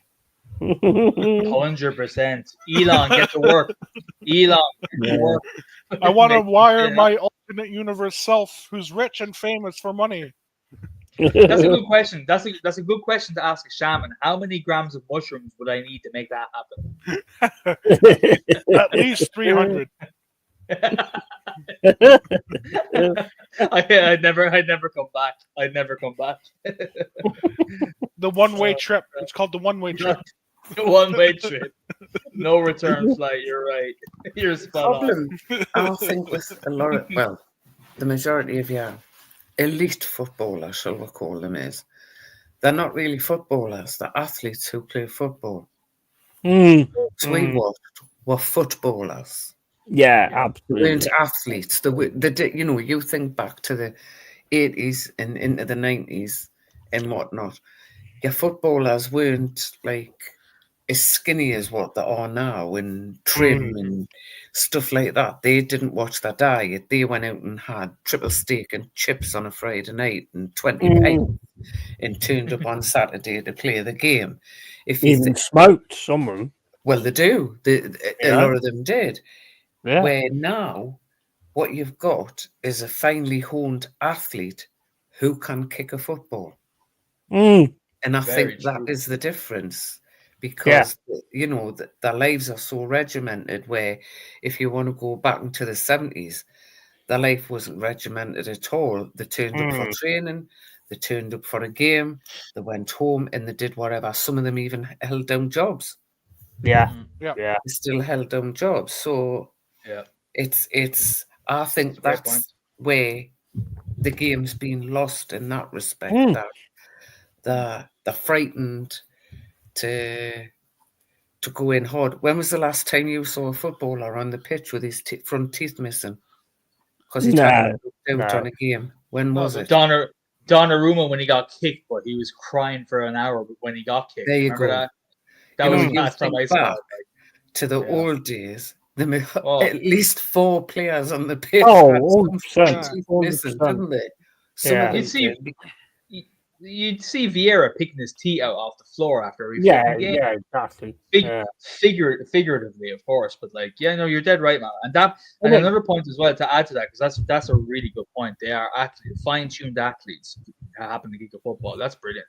And on top of that as well, not to mention the social media image. That's a whole new ballgame that they have to do. Completely. Which they have, and they have pressure. That's a sport in of itself. It is indeed, Maldor. They shouldn't be on it. I agree. They have their agents, they have the club, they have their fucking family, they have everything, and they have themselves to put pressure on them to kind of maintain an image. Absolutely. And that is a major handicap. Just bring something else to it as well. If you look at footballers back in the day, they knew their position, and basically they played in their position. Nowadays, they're expected to sort of do so much more and sort of get forward and like your fullbacks and stuff like that. And look how well it worked back in the day. So why didn't it need changing anyway? No. And they got less injuries as well. Yeah. And the thing is, it's like if you've seen a Vieira or a Keane and he got his teeth knocked out, he'd just carry on playing. Yep. Nowadays, it's like, oh, I've lost a tooth. Oh, I've got to go off. And he'd be putting his hand up to the bench. I've got to go off because one of my teeth have fell out or something like that. Terry Butcher for England. Absolutely. He got his head smashed in and his fucking blood's pouring down his head. And he's just like, no, just put a bandage on it. And I'll go straight out there. Yeah, that should be mandatory for him in every end game with a name like that. Terry Butcher, you better be bleeding, son. You better be medium rare. It was a hell of a cut as well on his head. It was. Yeah. It was right sort of in the front on there. They wouldn't let him go back out now. They wouldn't let him go back out now, would they? He wore a big white bandage and it was still blood-stained. He wouldn't be back on the pitch. It was red by the end of the game. It was fully red. And you see, for myself, I grew up playing. The only sport I really played at a decent level was rugby, right? So I was the only rugby player growing up that actually watched football, because obviously rugby and football there was always this hatred towards it because football is a pussy sport and all that sort of stuff, whether it's right or wrong. So I used to pride myself on watching the likes of in retrospect, I'm not that old, but Tony Adams, I used to look back and say, watch a compilation of Tony Adams. He was a fucking warrior. Patrick Vieira, absolutely. Yap Stam, all those guys, Nigel Winterburn, Stuart Pearce, fucking you name it. There were so many back then. So when that element of the sport died away, it was a huge fucking embarrassment to me. When diving and massive wages started coming into sports, into football. It was like what? It was like the early noughties when it really got bastardized, wasn't it? Is my about the early noughties? Would you say? Am I right in saying that? It was around that time. I think Give or take. Yeah, just a bit And later. that's when I was playing full on rugby, and every time I remember going to the dressing room, goes, "Oh yeah, Carl, did you watch those games at the weekend?" I was like, "Yeah, well, we played. Like, what can I say?" So when you're seeing the sport go like that, like for me, it's really embarrassing at this stage. Do you think it's like down to the fact that with all the injuries and all the insurance payments from the owners and stuff like that? Do you think a lot of these like tactics is down to that? Like because it doesn't put players in danger. If you notice now, not a lot of players take a man on. They won't take a man on, because for the sake of getting injured. So they're just passing it around backwards and forwards, sideways, this, that, and the other.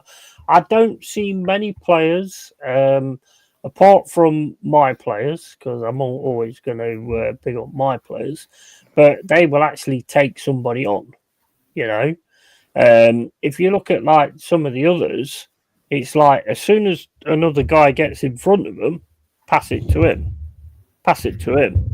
They don't actually go, right, I can take you on here.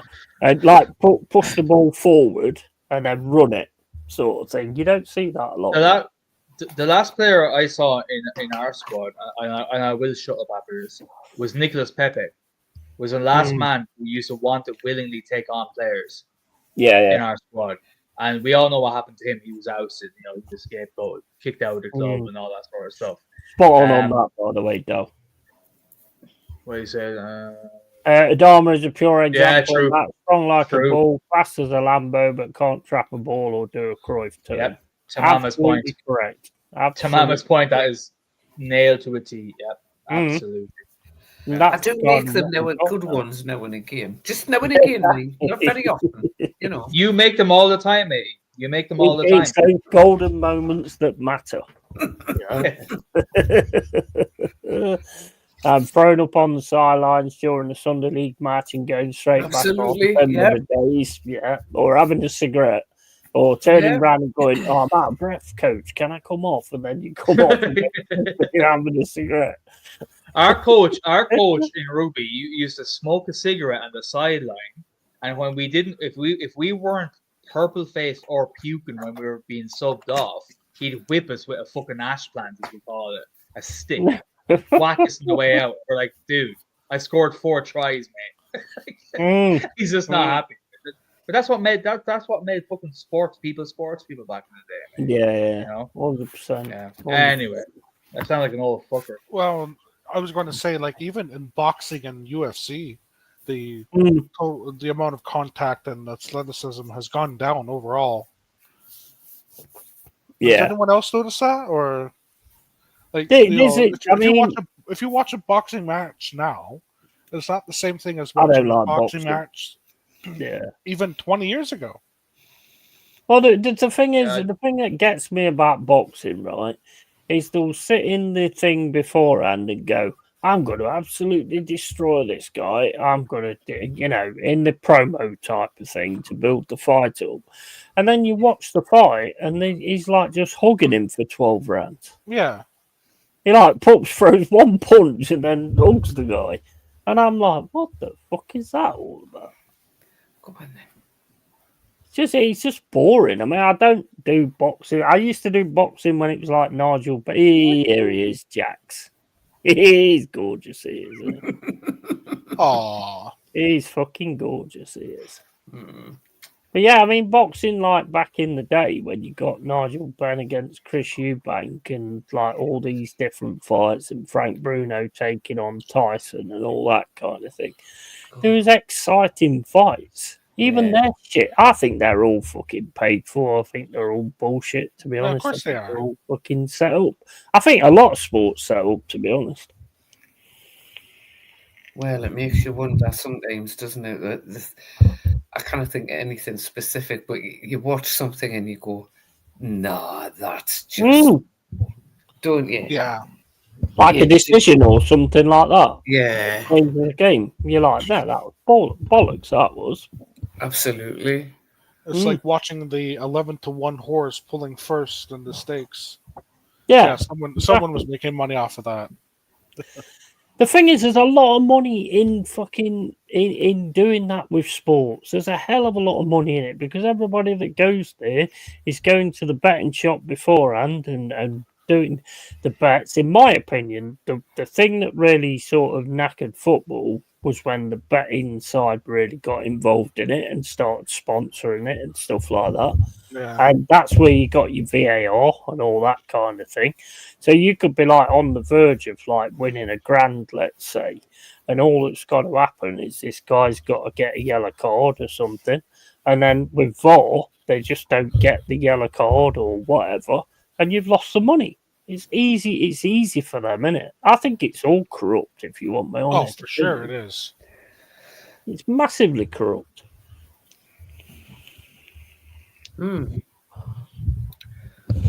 I don't see. I mean, look, I see loads of things where it's like, well, that makes no sense. When Liverpool won the Premier League, like for the first time in a good while, I mean, you only have to look at that. And there was a game against Crystal Palace and that. I mean, there was already quite a lot of points ahead anyway, and they was going to lose that game. No. It's frozen for you too, Palace. Yeah? And Salah got sued. Who's frozen? I have. You did? Yeah, you did. You froze did. up for a bit, yeah. Oh, right. Did you hear what I said, though? No. Don't worry about it. It was bollocks anyway. You did the moonwalk halfway through, brother. Hey, I told you, I've got skills. They were trying to silence you, Yeti. Yeah. That was a VAR decision. Stormer's got me, mate. Stormer's got me. I'm done now.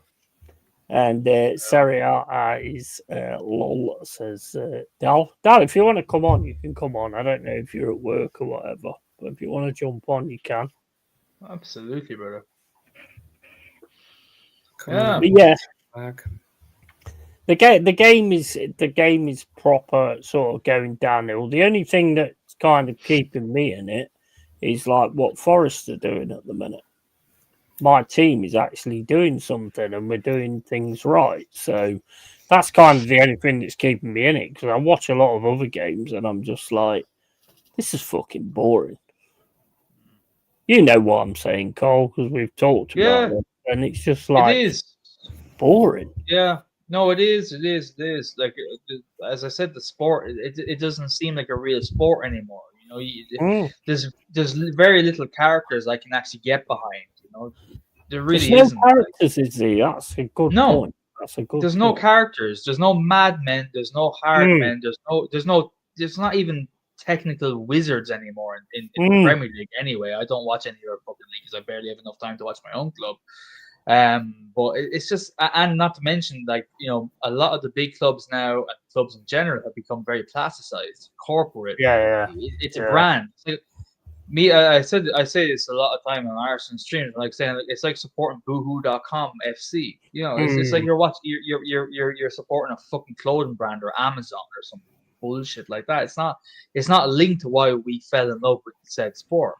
There's no you know in detail why when it comes to my club, like, you know, we don't have any sense of place anymore. We ripped up our old stadium, which was linked to the local area. Now it's a fucking tourist spot, which, look, there's nothing wrong with that, but when it becomes mainly that's not good. You want to have a local standpoint, and that's why I've been taking so much pleasure in watching your two clubs, because you still have an element of the things of the past that I loved about football. You still have it. And enjoy it while it lasts, guys. And I hope it does last for you, but enjoy it while it's here. And that's why I would say celebrate. No, go ahead. Yeah, go on. Yeah, well, I just want to say celebrate every good moment. Celebrate every good moment with your club, because you never know when that bullshit can come around the corner. Because it could be very, very jump close in now, and I'm going to say, but you not think your characters are missing from all your sports. You remember the snooker? I think there is certain characters to be snooker, tennis, motor racing. You need to watch MMA, Mama. You need to watch Yeah, UFC. you do. There's Yeah, you do. characters there. Definitely. I'm telling you. Definitely. Telling you. Not make But one thing I would say is like Just what? Dal says pass me a lager, mate. I never pass Passing lagers out, bro. But yeah. You can have this empty glass though if you want it. But basically it's like there is characters. There's one or two characters, not a lot. But I think personally Joe Ellington is a character. And I think Yates is a character as well. So I think you have still got that to a point, but there's nowhere near as many as what every team used to have. I was just going to say, every team there was always a couple of Mm. characters. You know, Yeah. Razor Ruddock, Julian Dix. You had Grobbelaar at Liverpool, all of them, and in the same, like I say, in your snooker, you had characters there, in the Formula One, Ayrton Senna. Oh my God, Ayrton Senna, I loved him. And whatnot, the tennis, Bjorn Borg, Boris Becker, all of them, Elena Stasi. Yeah, they brought something apart from the sport and their talent for that sport. They brought something else that made you wanted to watch it just in case something happened. Yeah, exactly. Yeah, like Scout says, McEnroe. Yeah, you know, McEnroe used to kick off at stuff and all exactly. that. Kind of stuff. Where there isn't that now. They're too regimented now. It's just like you know, it's they're working for PR agencies now. They're almost like they're. It's almost like they're they're a head of a corporation that's being constantly advised by a PR agency, and it's very boring. They're not allowed to have a personality because it would affect sponsorship deals. It would affect advertising, and the club would back the exact same thing because that goes into the narrative of any billionaire owners. They want the exact same thing: whistle clean, superstar. He's good in every front. That kills character, sadly. So there we are. I think that's one of the reasons I've enjoyed watching darts. I sort of picked the darts up a year ago, and that's really good because you've got some characters in there. Like Dal's saying there, Duncan Ferguson at Everton. Great shout. He was a psycho. I loved him. Absolutely he was awesome. Great bloke. Yeah, he was awesome. Yeah. But there's none of them anymore, and I think that has, like you say, that they're very sanitized. They have to behave. Yep. They have to look like as fantastic a footballer as Ronaldo is. Look at how the hair is perfectly coiffed before a game. His eyebrows are perfect. The suntan and everything. Yeah, going out to roll around in mud and muck and get kicked. You don't go out like it just kills it really. There's no, I don't know. No, Mama, I totally agree with you. I know what you're saying. I know what you're saying. Go on, keep going. I just think that there's just no characters anymore. I mean, I watch a lot of Legends Tennis. I don't know if you've ever watched that with Brahma. He does all the trick shots and plays the daft. He can serve with 6 tennis balls and stuff like that. And I don't know if any of you have seen it. There's been a lot of Legends games on during the international break.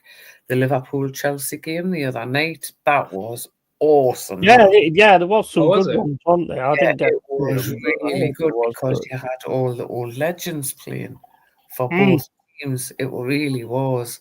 It was just awesome. They put more effort in than the ones that we've got now. Yeah. It just shows you the difference in quality and stuff. Is Malto still here? Yeah, he might have. Malta has this thing where all of a sudden he drinks that much vodka, he all of a sudden just disappears. Yates's pony, says Dal. Dal, mate, I've got to question your authenticity because you told me that Yates is a baller and he's a quality player. So you can't all of a sudden turn around and say he's pony. I know he is. I know.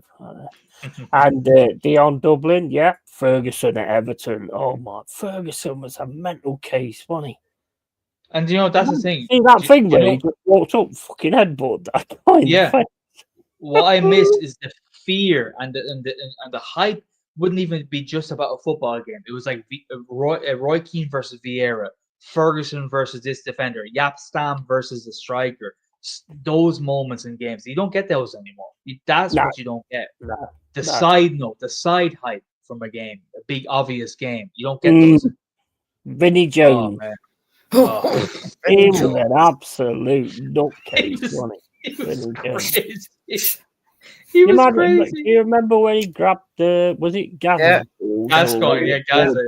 Yeah. Fucking grabbed him by the bollocks. Funny story about Gaza, actually. I think I've told you this in a private stream before. My dad, when he moved to London before he came to Ireland from France, and he was working in a hotel, and he had to serve Paul Gascoigne, or he was looking after Paul Gascoigne in the hotel, and he said he was an absolute fucking nightmare to deal with, because it was his responsibility to make sure they weren't going too crazy, they weren't drinking too much and all that. My poor dad, poor bastard, had to keep an eye on them drinking. And basically, Gaza told him to go fuck themselves, you French cunt. He basically just told him that to his face. No. My dad was just like, all right, what do I do? Oh, it's so funny. Yeah, but the thing is, I should try and get Mark to tell the story. The difference is like back then. I mean, I've said this before, and I'll say it again. I would rather have been doing these watch-alongs and things in the games of the 90s, the 80s, the 70s. Well, 70s, I wouldn't have been alive, so I wouldn't be able to do it then. But, I would have rather been doing those watch-alongs, because some games are just garbage. And I hope that, like, none of the teams sort of take on, like, the same thing that we're doing or Bournemouth's doing or anything like that. Because if they do, it's going to get even more boring. If they all go for it, wait for the counter-attack type of thing, that's it. That's it. Football. It's done. Yeah. Yeah. Maybe. Oh, happy days, eh? Happy beauty days. Yeah. It's a tricky one. Dow says he is a baller, just winding you up. Yeah, I wouldn't say he's a baller. I do like him, don't get me wrong. Dow thinks Isak signed for Arsenal. I wouldn't take anything that man says. Exactly. Mama, what happens if he does? What happens if he does sign for Arsenal? Right. Well, I would feel, first and foremost, I want to say I feel so bad if he did. He's coming to Forest. He won't, by the way. He won't. The thing is, right, every couple of weeks the narrative is changing. He's been going to Arsenal. Then he's going to Liverpool. At the minute, Liverpool is the favourite team. Yeah, that was insane. The Sheikh, who is the head of the PIF fund, who is our top owner, has instructed the club under no circumstances, and this is a public statement, under no circumstances is Isak to be sold to anybody for any price. He's not interested. And if they do entertain anything for him, heads will roll. Now, that was a public statement. And he means it too by his background. He's a Saudi Arabian. Yeah, that's what I mean. Mm-hmm. It's great coming from somebody like that, from the actual owner. And saying that, because let's face it, if anybody gets sold, it'd be the owner that pushes it to make the sale to get the money in. So if they actually turn around and say that, you've got the best quality of striker right there because of his age and all that kind of stuff. I'm a little bit worried because, like, the picture that I sent you, and I was just messing around saying this is the way these idiots work. And it's like Alanga's shaking hands with Isaac. And I went, well, yeah, Isaac's coming to Forest. And it might go the other way round. It might go the other way round. Alanga might go to Newcastle. So the Sheikh issued that statement. Isak himself has said it is all media rumours. He's not... I love when players come out and say it. At this point in time, it's not on the cards. He's not looking to move or anything. And Eddie Howe said he doesn't know what more he can say. None of Newcastle's star players will be leaving this coming transfer. Yes, players probably will leave, but none of the first team players. And then, like I say, when the Sheikh come out, a lot of people don't believe us when I tell them it's there. I can't. It's on the Newcastle official website, but there's no way to share it to anybody. I can't. So I would be able to take a screenshot of it, but it's only going to be part of the statement. But because basically the bloody website's full of the Carabao Cup win, you cannot find it. I believe what you say anyway. I mean, I don't need to see like the evidence. This is exactly what I've been saying in all those streams. By the way, my last comment, Mama, I was trying to wind you up for a laugh, yeah, because I've been saying in every Arsenal stream, whenever you see the inevitable, oh, we should go get Isaac, I was saying Newcastle are so inhibited by PSR that they can't sign players the way they would want to. Yeah. The one major strength that they have is that they don't have to fucking sell players unless they really fucking want to. So that should mitigate all those rumors. So how about you send your scouts, go to Spain, go to Sociedad, where you should have signed him 4 or 5 years ago, whenever the fuck it was. That's what you should be doing. And that's why I've been having wars, mate, with Arsenal fans. You've seen it before. Not recently, but a while ago. It's a nightmare. It's a nightmare. Just, every time I go on to certain streams, Isaac to Arsenal closer. Isaac to Liverpool. It's embarrassing. There was one chat I was in, and it's like there's a lot of Toon fans were in there, and they're like, how many more times people, the Sheikh has said he is not for sale. We'll go with what he says rather than what some blue TikTok characters. Yeah, 100%. Yeah. As I've said, exactly. If he goes, he's going to go. Let's be honest. If Newcastle sort of stagnates 4th, 5th, and 6th, at some point, in that sense, maybe. I don't think he's going to a Premier League club. I think he'll go to Barcelona. And it won't be fucking Arsenal. Are you crazy? Why would it be Arsenal? Honestly, that's the scary thing, though. Arsenal still think they have that pull. But it's just I'm genuinely not trying to make this about an Arsenal chat. It's about almost shutting it down. It's that, like, how could you be that stupid and deluded? You've had a better 5 years than we've had, lads. Just to let you know. Why would he leave to go to Arsenal? Liverpool, fair enough. Maybe, who knows, right? I can see why of what they've done in the last 5 years. They've done some amazing things. But these people, honestly, I can see why you get frustrated, man. I get as angry. Anyway. I've just stopped biting because like they'll come in the terrace the other day. Isaac wants that Arsenal, like he's put there, and I'm just like, oh, be quiet or shush or something like that. And I keep telling the Newcastle fans, don't bite. We know what's being said.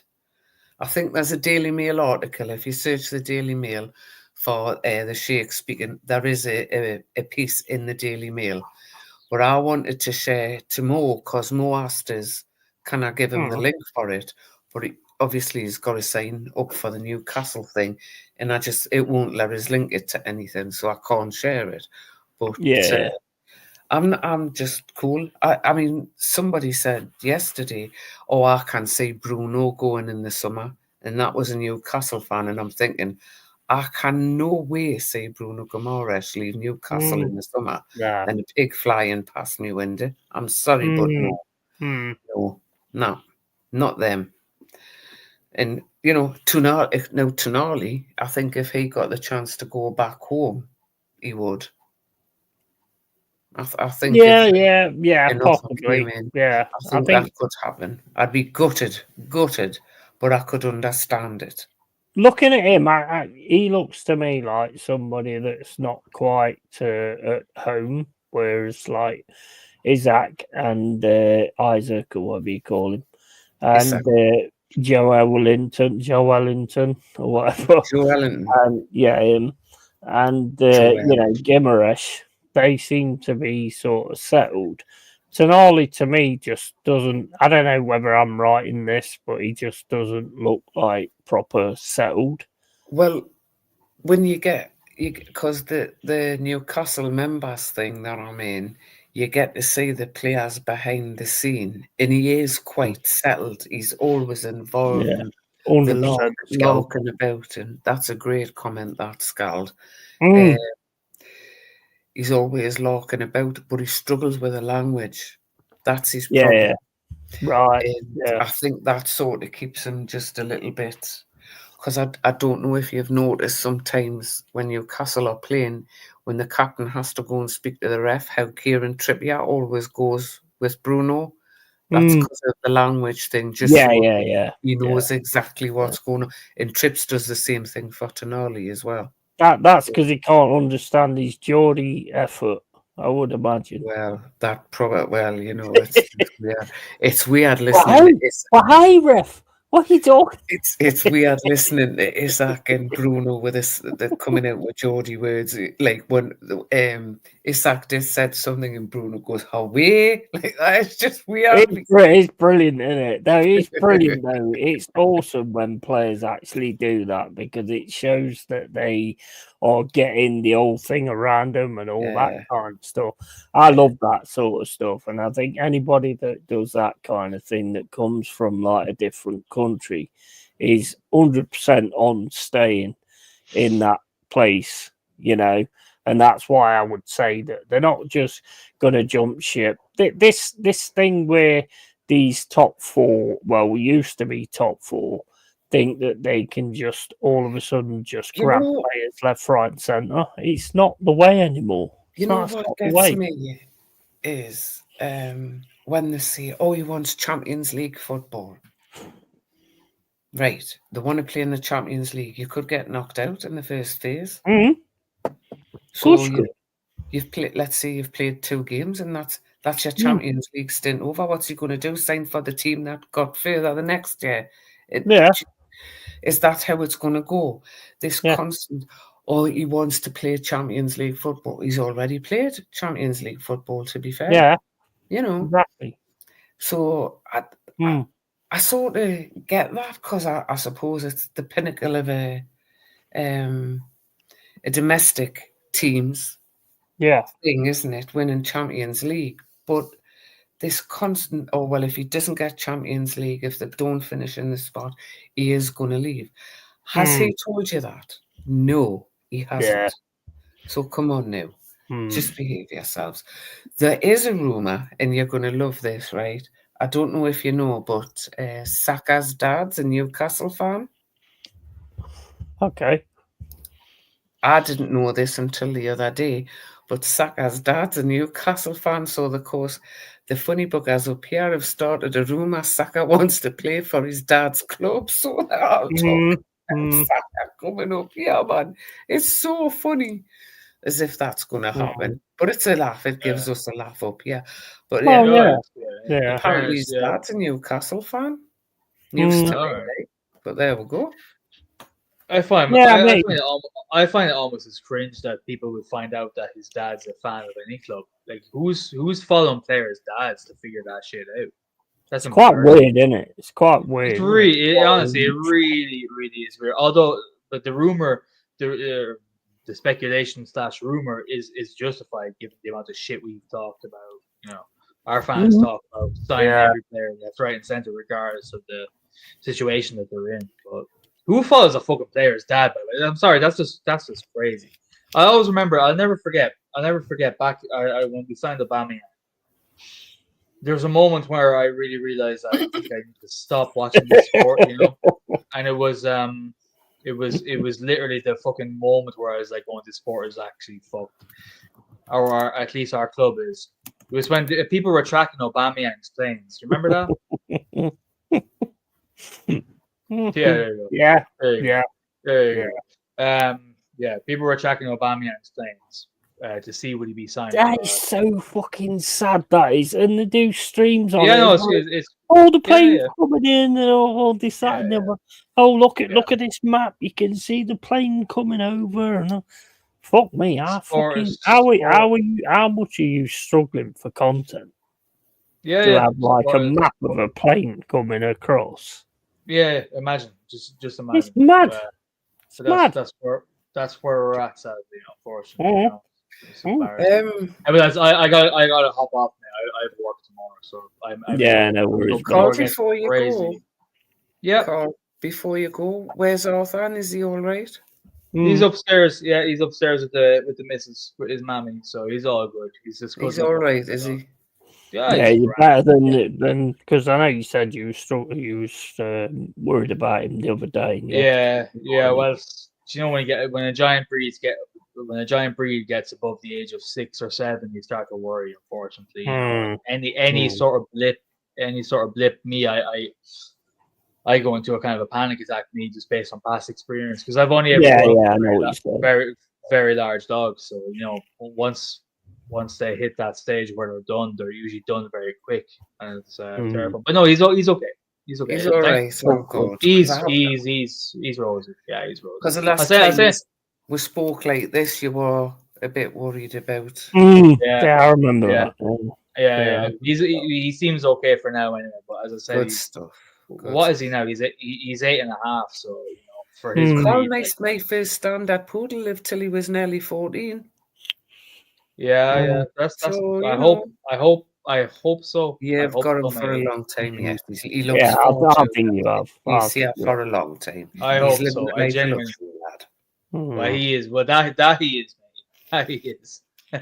Anyway, guys, thanks so much for having me on. Appreciate it. If anything happens, bro, you know we'd be 100% there for you anyway. Yeah, you don't say that. I know, but I appreciate it all the same. I'm just saying that we would. I don't think it's going to be anything like that. I think it's sound. I appreciate it. And thanks for having me on, guys, as always. I really appreciate it. Right? No worries. Love you guys. Absolute legend, bro. Cheers for coming to the show. Have fun. Yeah. Take care, mate. It's like he's a gunner. He's sound. He's absolutely sound. Oh, he's a top lad. I love it, the fact that he pretty much only just comes onto my channel as well. Yeah. You know? It's been a long road to actually get him to come on. It has. You know? And he's very true. And he's absolutely awesome. He's brilliant. When he's on cam and stuff like that, I don't know what about. I mean, I saw it when he was on TJ Warren's stream, and he turned around to me and he says, "Oh yeah, I weren't that great and all this that and the other." I went, everybody, fantastic. Everybody said he was so comfortable on camera. Yeah, he wouldn't come on. Yeah, I thought he was absolutely awesome, legend, and latest Cole. So yeah, I mean, it's like, who you guys got next? I don't remember. Brentford. You got Brentford next. Is that at home or is that away? I think it's at home. Oh yeah, you got home game on Wednesday, 2nd of April. So yeah, we've got Brighton in the FA Cup on Saturday. Yeah. Hopefully we can take that. Game that for you, Yeti. Oh, it's absolutely a tough game. Is Malto back yet? I'm back just now. Yeah, he's there. That's good. Sorry, I had a phone call to take. Oh, we'll let you off then. That normally means that he's finishing a bottle of vodka or something. Yeah. Well, if that's what he's doing, that's absolutely fine. Well, it's the one you sent me, Yeti. So. That's not a date, mate. So enjoy that. Cheers for that. You're more than welcome, mate. Oh, bollocks. Oh, excuse me. I know what. Oh, sorry. Hey, you've got me stream cancelled. Absolutely. Yeti's getting arrested tomorrow. Sorry. Storm's going to arrest me because Mama Flossie said bollocks on my stream. It's Tyro time. Come on, big lad. That's interesting you say that, Scald. Is Woods injured then? Because what I've heard is it's not as bad as we first thought. So if it is, then you know what, you got to step up, and that's it. Well, is that a player? Is it? Yeah, Chris Woods. Chris No, Woods what went off. Skull said, Taiwo. Yeah, Taiwo Awoniyi. Awoniyi, right. or whatever his name is. But yeah, Woods is apparently went off in the New Zealand game, who qualified for the World Cup, which was great. And yeah, he went off hobbling off or whatever. So could be Taiwo at the weekend. Hmm. Don't matter, does it? At the end of the day, got to step up. This is true. This is know? true. And that's exactly the way it's got to go. And we've got that FA Cup game. Hopefully, can win that. It'd be lovely to win a FA Cup as well. It's like getting Champions League, possibly. No, but Brighton's tough though, aren't they? If they turn up, they can give anybody a game on Oh, the 100%. 100%. You know me, Mama. I don't put any I team know. down or anything like that. I know they're all capable of doing something on the day. It's a one-off. When it's a one-off game like that, anything's possible, really. Anything. 100%. 100%. You just got to see what goes on, what happens. Yeah. So here's a question. In the Premier League, how many seasons or games are there in a season? 40, is it? Is it not 38? Remember? Oh, is it 30? I don't know. We don't know anything about football. We're just like No, didn't ask us. Fair enough. Well, hold up. Let me have a look. So there's 20 teams in the. Yeah, it's 40. It's 40. Okay. No, actually, because you'd play each team twice, wouldn't you? Somebody else has said 38 now. Yeah, so I think No, it's it's 38. Because it's I a mean, we don't know anything. No, what do we know? don't answer tough questions like that. 38. You play each team twice. That's right. 38 Yeah, weeks. you play All right. each team Okay, twice. gotcha. Yeah, Not like in that's what I was Scotland where saying. you play each team like 50 times. Mm, Isn't it? yeah, Jeez. exactly. So yeah, 38 games. I was judging it as in how many teams there was in the league, but obviously you play them twice. So yeah. Did you see the Brazil-Argentina game last night? I think it was 0-0, wasn't it? No, the Argentinians battered them 4-0 or something. Did they really? I don't know, because Yeah. I was looking at the score and it said on the thing that I have, it still says it now, 0-0. No, it was brilliant. Yeah? Well, Yeah. no, I didn't see it. I thought it was tonight, actually. And the Argentinians didn't have Messi. Yeah. Mm-hmm. Wow. Yeah. I didn't see I it. like All. It was Argentina, to be honest. Well, Messi's getting up there in years, isn't he now? Mm-hmm. Kind of old to be running around kicking a ball, isn't he? How old is Messi? Might still. He's got to be going on 40 at least. He's got to be 38 or 39. Yeah. So close enough to 40. Yeah. It's kind of 'Cause they retirement reckon- age, isn't it? Well, yeah. Yeah. As soon as you start losing it, he's 37 years old, according to this. But they reckon they're going to have him playing in the World Cup, which is crazy, really. Then how old is Ronaldo? He's got to be the same age. I think, no, you know, Malto, I think he's older. Is he? I think so, yes. Have a look. He's 92. Yeah, right. No, he's 40 years old, so he is 3 Yeah. years older than Messi. But And I mean- I'd still take them in my team. To be fair. Well, to be honest with you, when I was listening to the radio the other night when they were on about Ronaldo playing, they said he's holding the team back, and they've got because the guy that was managing Portugal before Martinez had dropped Ronaldo and had said to him he was only going to use him off the bench.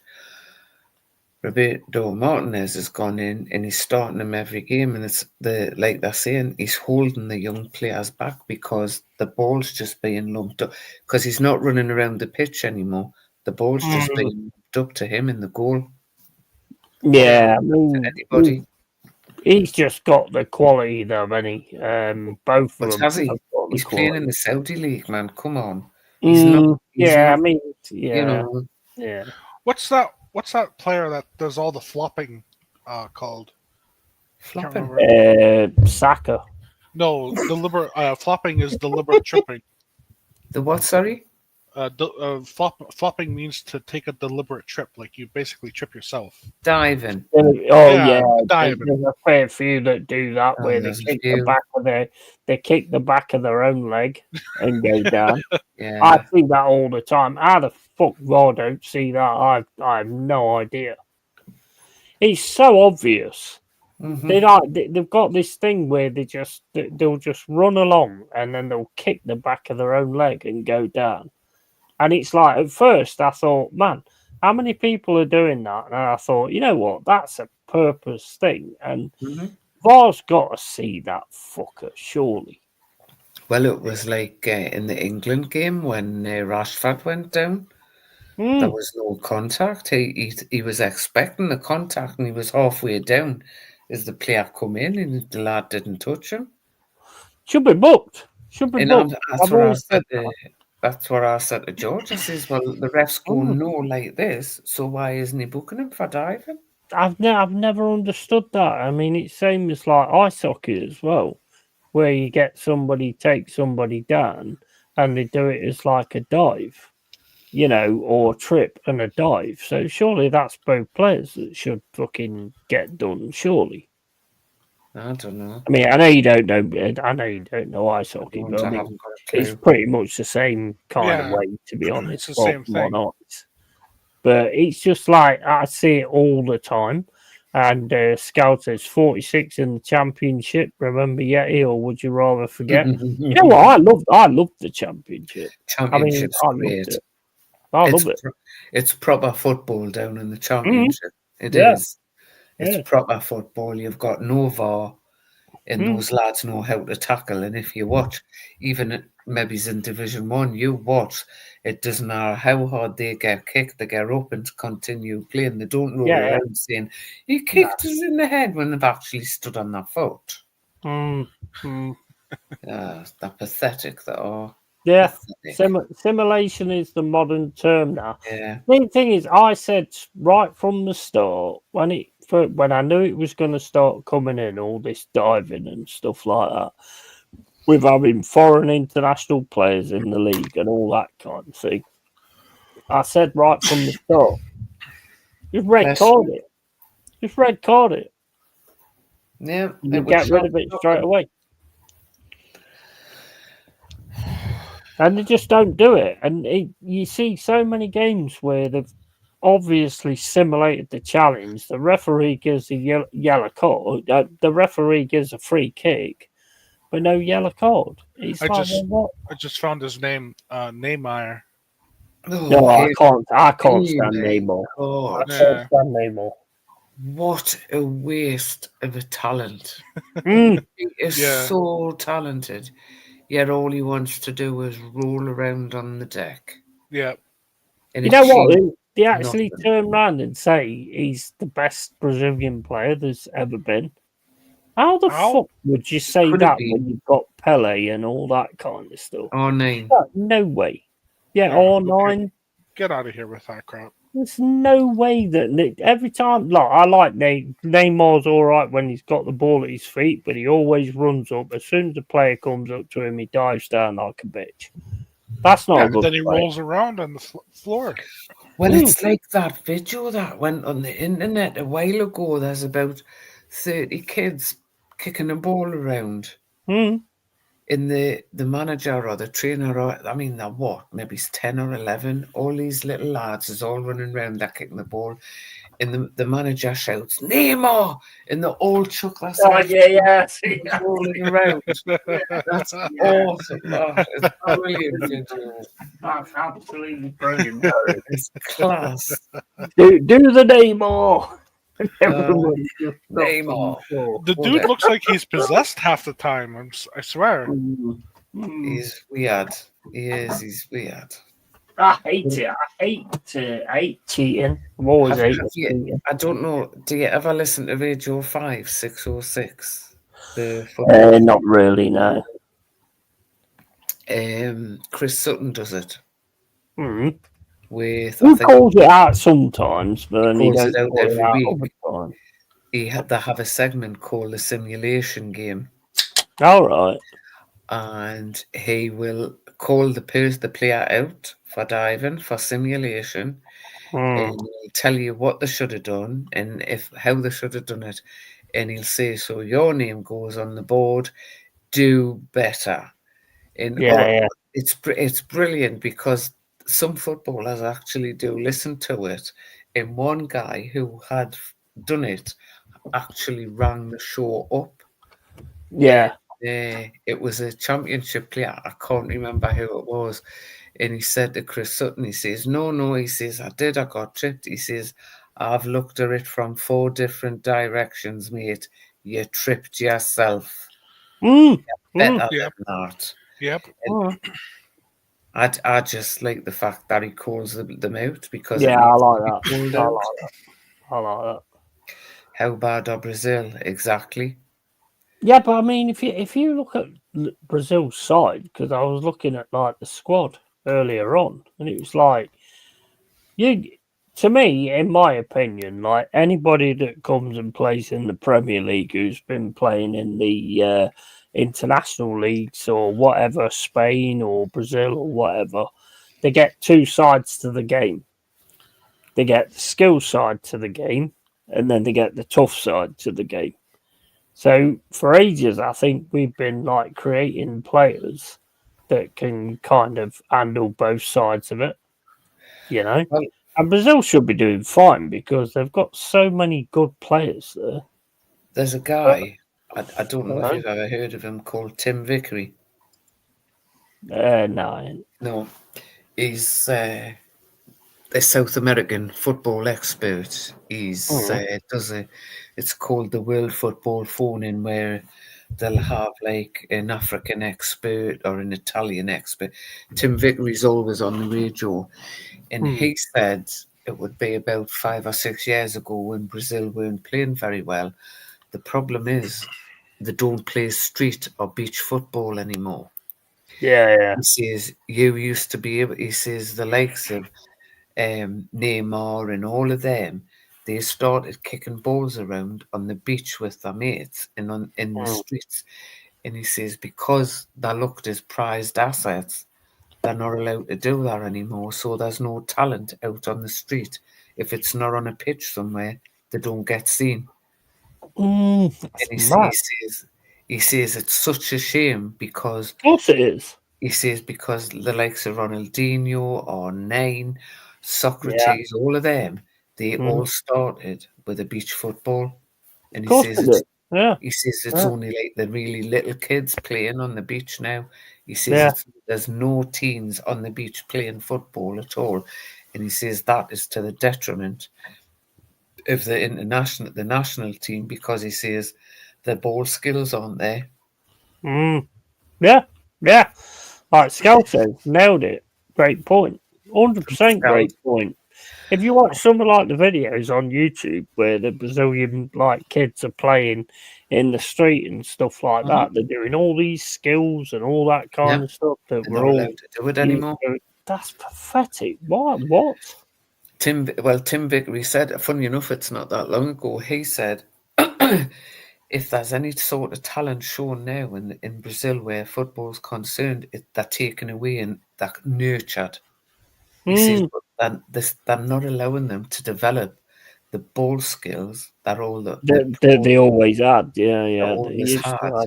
And he says it's just killing the game, and obviously the national team's suffering. That's sad. It is really very sad.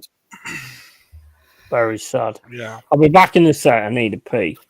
We don't need to know that. Everybody needs to know that, Mama. No, Malto, we don't. Now, come on. Don't encourage him. Honestly. How have you been anyway? I haven't seen you for ages. I'm all right. How about you? Oh, I'm all right, pet. I'm all right. Yeah. you know, plodding along as you do. What have I been doing? Oh, my garden, getting my garden ready for the seed and planting me seeds. I'm growing lotus flowers at the minute. Oh, Well, trying to. They're in a fishbowl right next to us at the minute. But no, I'm a very keen gardener, and that's what I've been doing out in the garden. Keep my mind busy. yeah, that sounds yeah. good. It is. I mean, the weather hasn't been that bad. It's been about 15 degrees, you know, so that's middle summer weather up here. Everybody's out in their shorts and t-shirts while the rest of the country freezes. Yeah, Because we're tough up here in the northeast of England, you know. We're not. Well, I'm not. yeah, it's -2 out, and everybody's got their swimming trunks on. Yeah, I Yep. got you.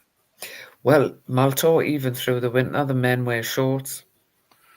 They do. They wear shorts. It's crazy.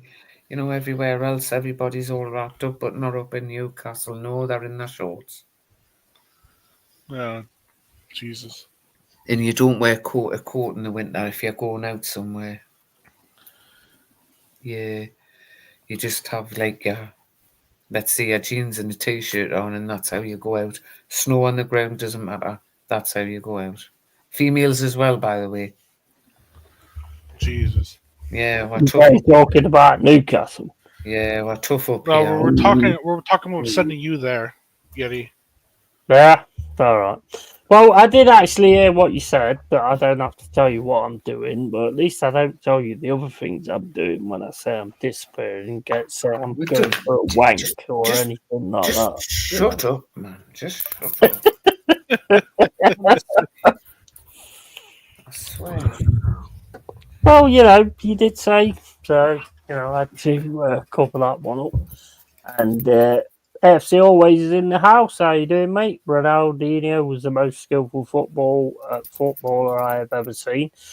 He's good, yeah. I mean, the most skillful Brazilian footballer I've ever seen is Pele, personally. But Socrates, Zico, back in the 70s, they was absolutely fucking quality, to be fair.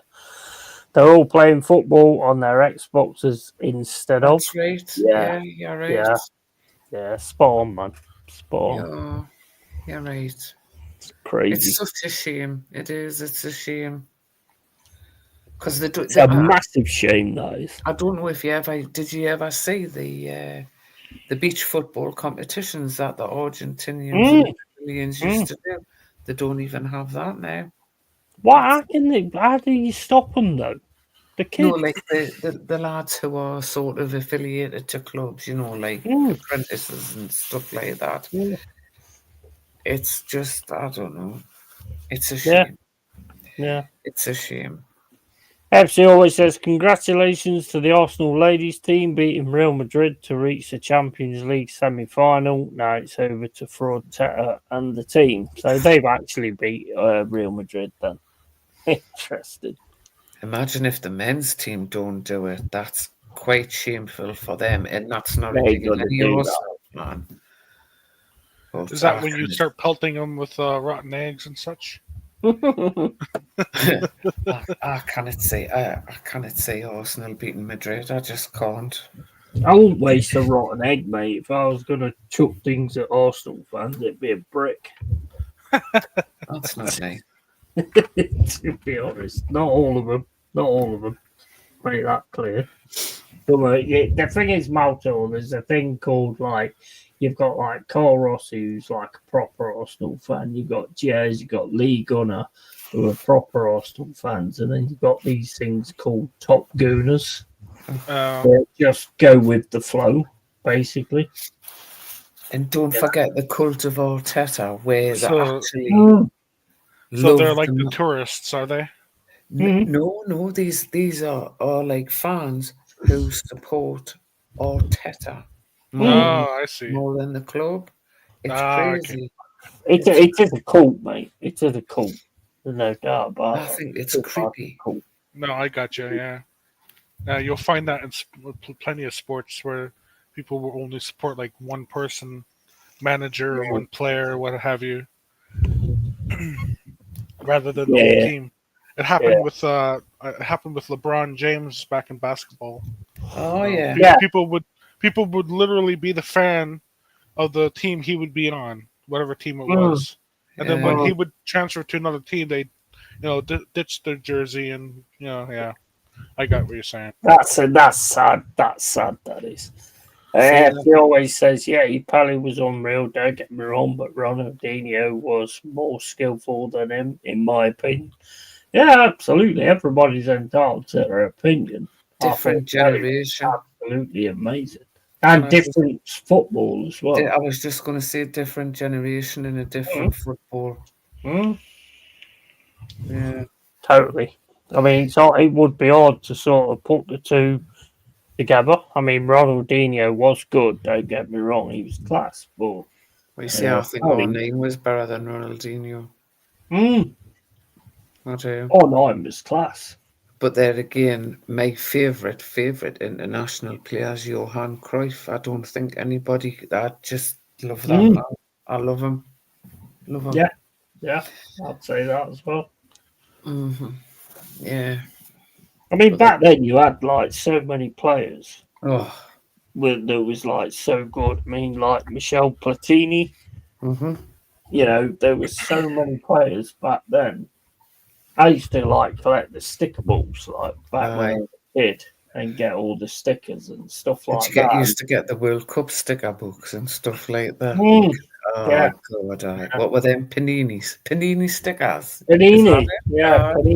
Yeah. And you know what? For a pack, it was about, I think it was like 5 pence or something like that. Something like that. Now it's like fucking 10 quid or something. For a pack, and you only get 3 stickers.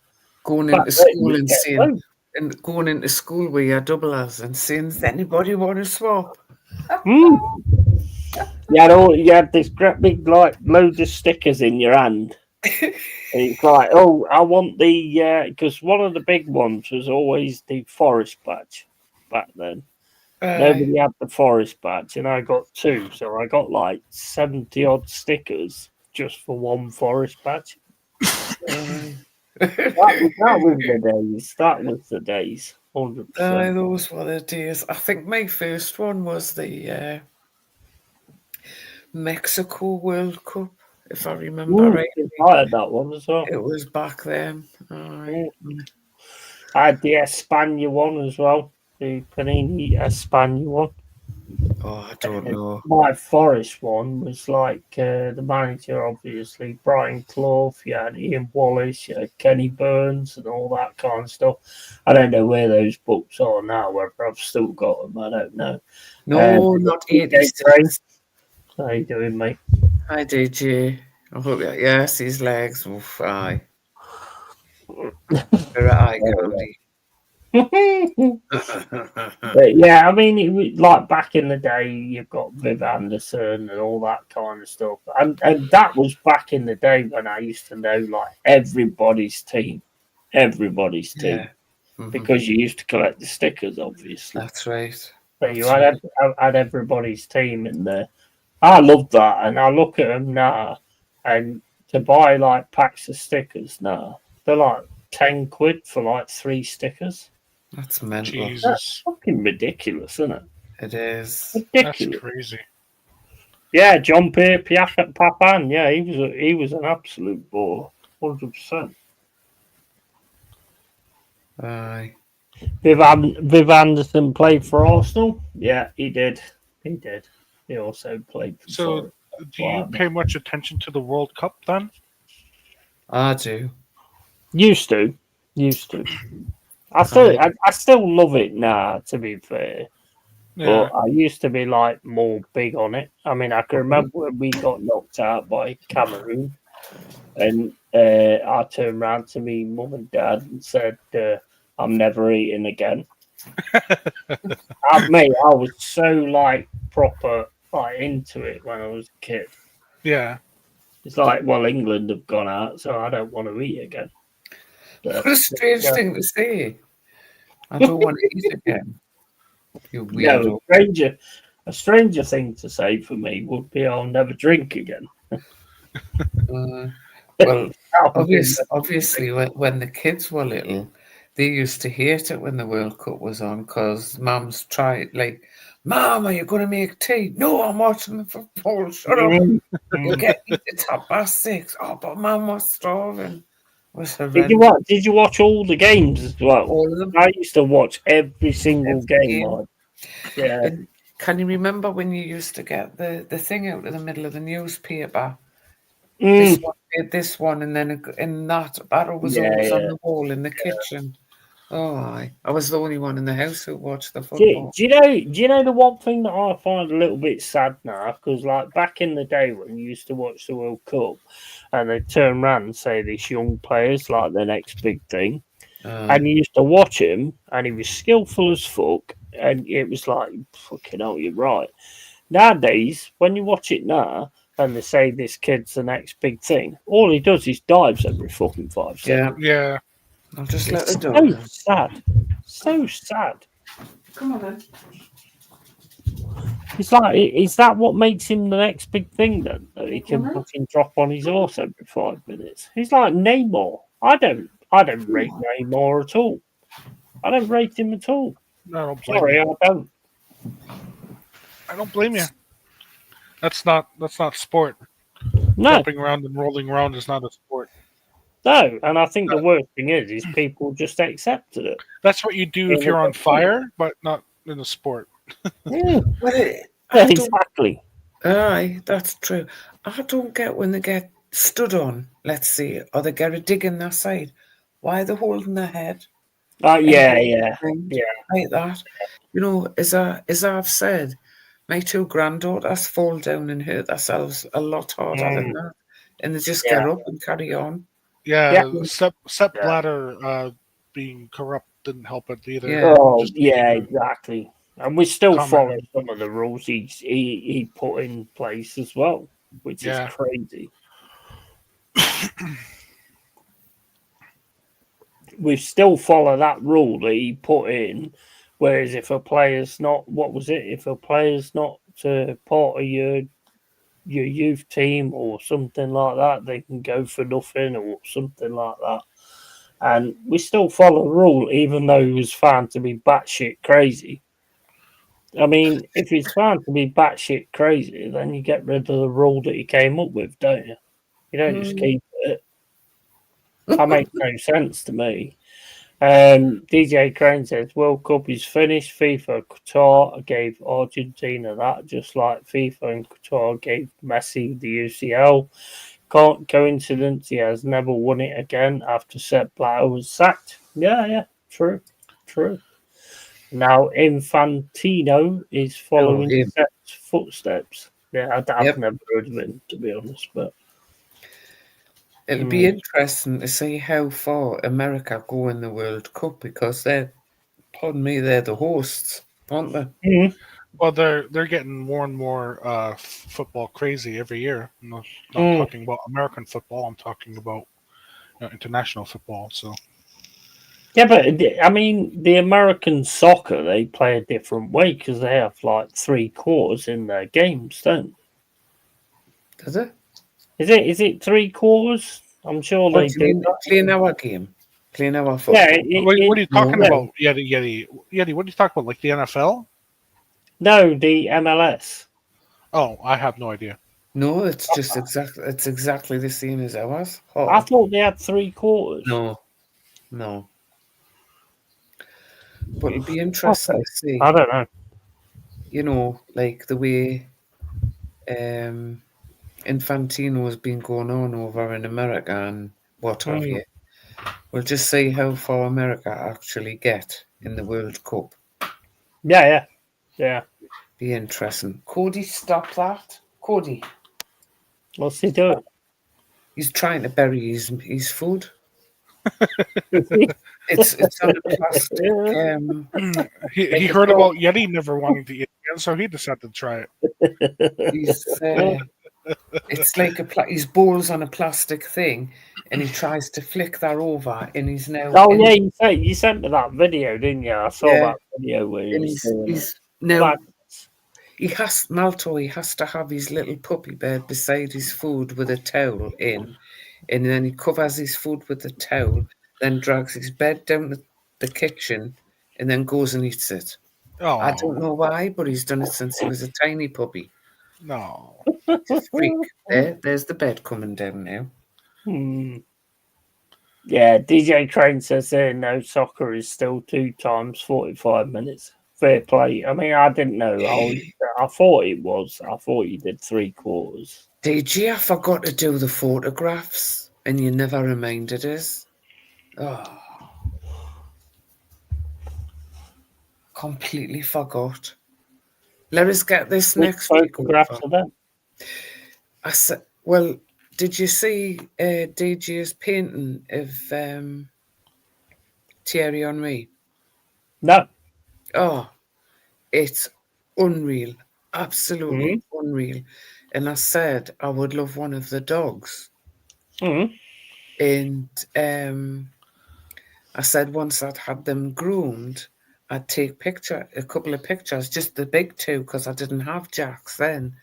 I would take Cody and Coco and send them to DJ, and I completely forgot. Then obviously I was poorly for 3 weeks, and then with losing my dad last weekend, it's everything just gone up a height. You know what I mean?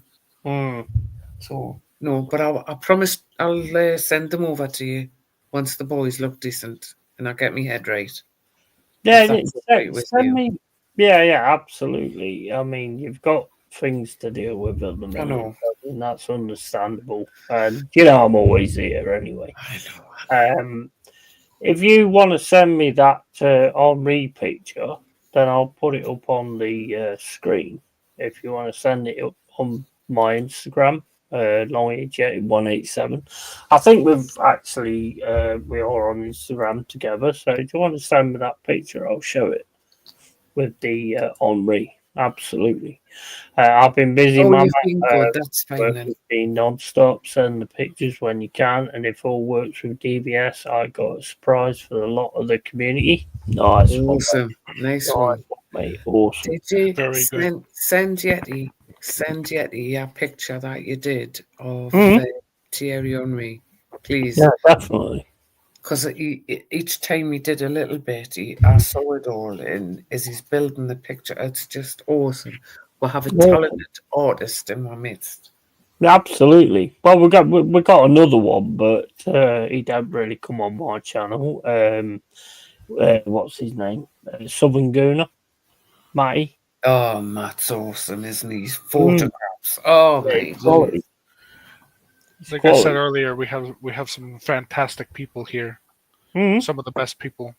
Oh, totally. That's the way it was built. That's the way I always wanted it to build. Yeah. To be built. Yeah. To be built. We got there in the end. Yeah. Yeah, I know. I got what you're saying. Yeah. Just bring on AK4 Pete. How you doing, bro? Oh, bloody hell. Haven't seen you for a long time, Pat. Are you all right? How you doing, matey? You might be muted. Muted, mate. Muted. You're mute. How do you do? How do you do muted? I always do this. In the mouth. Yeah. He's gone. Oh, shit. Can't hear you. Oh, Lord. I'm not sure how that one will be taken. I'm trying to gag.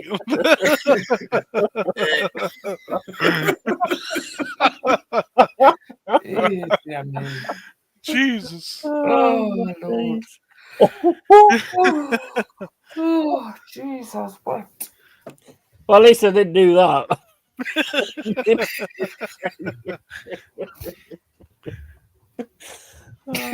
Hey, bless him. That was a quick visit. It was, wasn't it? I couldn't, like I say, I mean, when someone's muted, you don't know, like, what to do or what to say.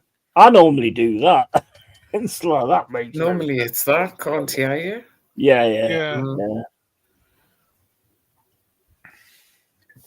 I'm sure he'll try and get it He'll sorted. come back. Yeah, he'll again. come back when he's sorted out everything. Mm. Good up. Oh, man, I did that thing what you said. I did what did I say? the red hot water on me. All right. Boiling water on me vape, and it didn't work. It didn't. No, it did. It did. Oh, good. Yeah. The only thing I did wrong then was I was trying to sort of clean it, and I put boiling water down where the battery is. So I was like trying to and it was like burning smell and all that kind of shit. So yeah, I did fuck it up a little bit as well. There's a surprise. You know me, you know the way it goes. It's never going to go simple with me. No. The only thing that's simple is me. So there he is coming back in. How you doing, mate? All right? Hang on. Second time the charm. Can you hear me now? Yeah, can hear you, bro. Can hear you, bro. How are you? Can he hear us? I think it's my fucking phone. I think it's my fucking phone. Yeah, I can hear you now. Is your hand stuck to something? Nah, I got me a bottle of Pepsi. Why not, mate? Why not? Nothing worse than a dodgy crack pipe. Well, you know the Yeti skulls. Nothing like a good night shift and a bottle of Pepsi. Absolutely, mate. Well, I would say more a good night shift than a bottle of fucking Cruz Campo, but fair enough. Oh, cheers. Cheers to you, man. And I'm drinking water. You're drinking water? Yeah. Don't blame you, mate. At least you'll get up in the morning and not feel like shit like I will. And not wonder what you said in the group chat the night prior. Yeah, exactly. I also won't care about what I've said either, because everybody knows what I'm like. So, if you think about it, what, darling? Up the tune. Up the tune. How are the lads? Absolutely, mate. Absolutely. If you think about it, normally on a Sunday, it'll be like you and Carl asking me what you said. Because neither of you can.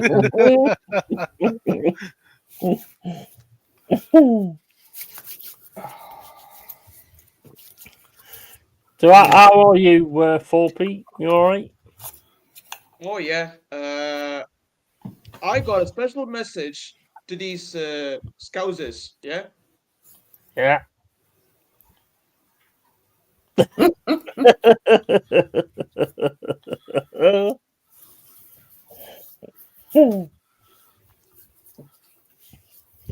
think that could be you guys, though, by the end of the season, surely. Oh yeah, surely. And this is to them as well. Another one.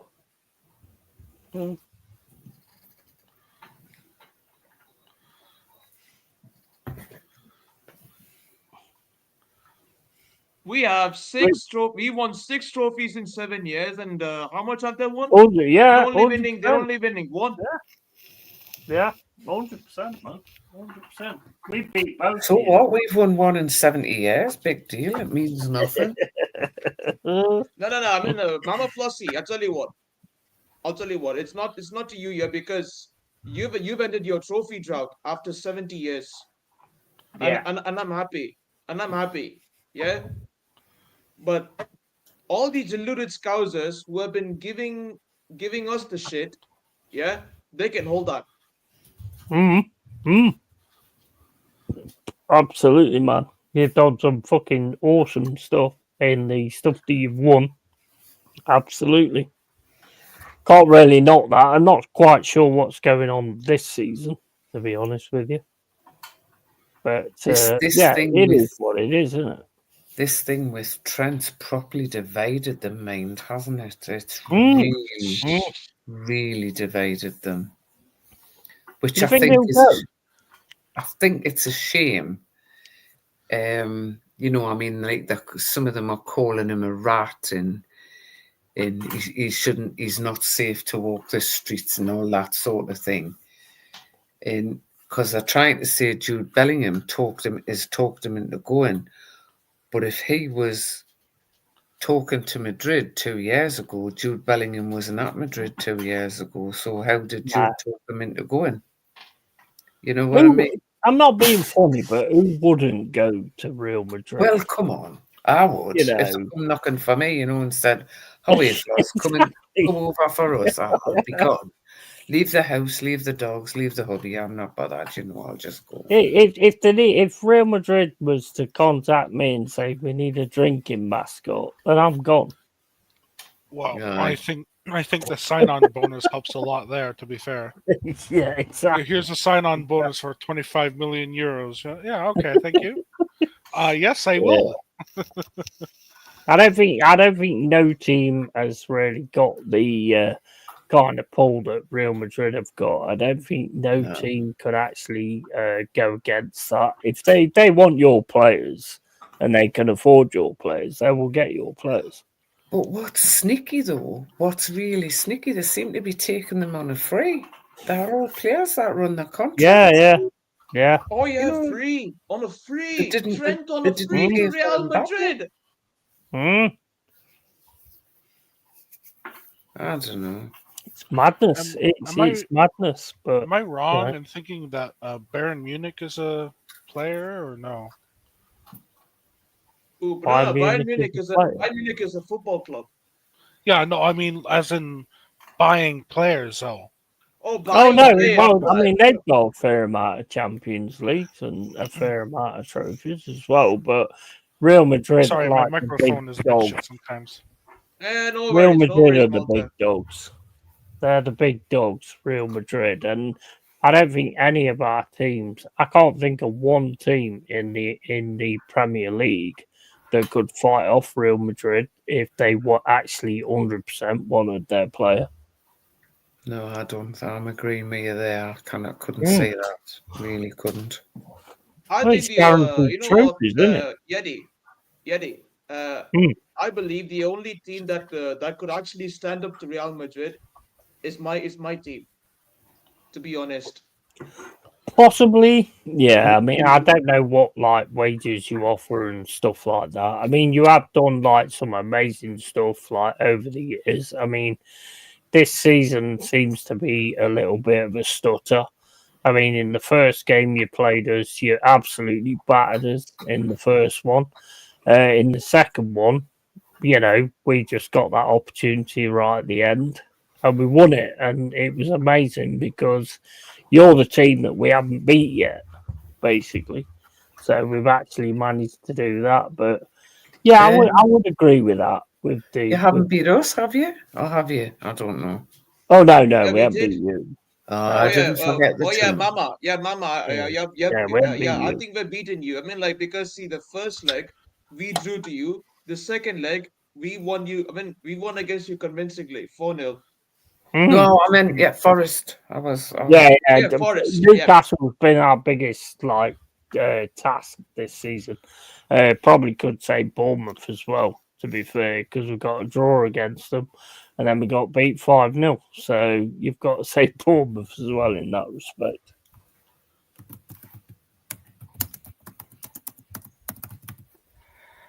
Skull's having a conversation with himself. Anyways, how are we? All right. All right. I'm just watching my dogs at the minute, fighting over. I'm all good. I'm just trying to sort out this fucking head. Look at that for a fucking head. Fucking hell, man. It's insane. That should be a Barman or something. Yeah. But yeah, I mean, at the end of the day, right? I mean, with Manchester City, this season's proving to be a little bit of a difficult one. Would you get rid of Pep? Are you in the crowd of getting rid of Pep, or are you in the crowd of keep going with it? I think I think he's probably going to stay for another 2 years, complete the rebuild, and then he might leave. I mean, you've done amazing though, haven't you? Really. I mean, when I first I've always known Man City, obviously, but from what you've done from that point to go on, get a Champions League, win so many sort of Premier League titles and stuff like that. Do you think his style is the problem? Because I think that you need to be hitting Ireland more as a centre man. I think the only issue is the way we are playing at the moment. The sideways backwards passing. This sideways backwards passing is getting too obvious for rivals, and they're able to break through. And what I feel is we need to change the way we play. Totally. Would you use Ireland as a front man to keep hitting him every time? Because me personally, I think if you did that, then I think you could be a hell of a lot more sort of scary than what you are right now, to be honest. Because when we played against you, all you did basically was just you was on the beach outside of our box, and we just did what we did, the low block and all that kind of stuff, which we always do. And then we got the amazing pass from Morgan Gibbs White, and it was finished off by Callum Hudson-Odoi beautifully as well. But Yeti, I will have to give you a bit of credit though. Nuno has gotten the most out of your players. 100%. Yeah. I'm gonna have to duck off here, Yeti. And of course, and no worries, Maltor. Just give me here. a second. Give me a second for Pete. Take care, Maltor. Cheers for dropping on, bro. Thanks for having me, guys. You're an absolute legend, mate. Take care. Take care. Top man. Awesome guy. Absolutely. I love him, mate. I absolutely love him. Yeah. And I'm going to say exactly the same thing. I'm going to dip because I've got to be up at 7 o'clock in the morning. Oh dear. I know. Understandable. Yes, I've got more stuff to sort out, but there we go. So I shall bid you good night. Yeah, absolutely. I'll probably chat with you tomorrow. Yeah, 100%. Yeah, I'm always there. I know. Just there's a few things I'll run by you. I'll maybe give you a call or whatever. But right, so I'm going to say good night. 100%. Yeah, take care, Mama. Boys in the chat, AFC, Scald, DJ, 4Pete, Yeti. Much love to you all. Absolutely. And sweet. Oh, Jeff. She cut off. Yeah, it's just the two of us now. The conversation. Yeah, 100%. So, I mean, it's that game. I mean, it was a big thing for us. I'm not being funny. It was a big thing for us because we beat Liverpool this season, and we got a draw against Liverpool.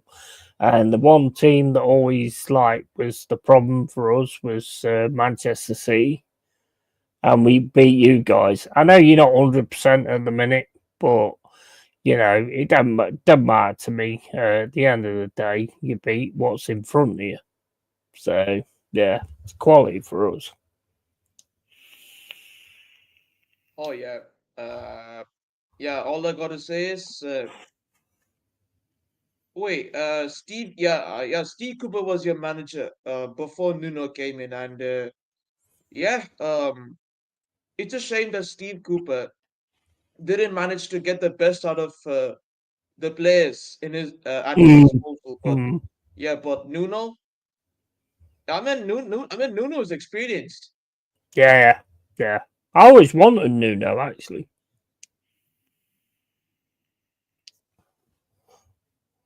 And I feel he got rid of certain people in your management as well, Mm-hmm. and a new ownership. Well, the thing is, like, I mean, I can't disrespect Steve Cooper because at the end of the day, he got us into the Premier League and then he kept us in there twice. So I can't disrespect Steve Cooper in that way. I mean, we did get a draw against you guys when you came to the City Ground, and I still don't know how that happened because, I mean, you had that many chances. It was unbelievable how we got a draw there, but we did manage to get a draw there. And to actually, we've got so many scalps this season. It's crazy. But I mean, I know you guys aren't like 100% at the minute. I still have massive respect for Manchester City. I was there back in the day, talking to Manchester City fans when you was like down in the doldrums and building yourselves up and stuff like that. My issue with Manchester City fans is back then I got to know quite a lot of them, and I was good friends with quite a lot of them as well. But as soon as you like got the takeover and all this, that, and the other, bro, fucking hell, they all turned into absolute dickheads. It was crazy. So to beat you, yeah, it was big. It was big, and I loved every minute of it. And AFC always says people don't realise Pep's wife left him has took a massive toll on him this season. I didn't even know his wife had left him, to be honest. I wonder if Pep's wife took jiu-jitsu classes from the same guy like Tom Brady's wife. Don't know about that either. Cooper will always be a legend of our history, but he doesn't have the minerals for Premier League management. Yeah, I said that. Yeah, I did say that. I always wanted Nuno anyway. I said that before, even when Cooper was there.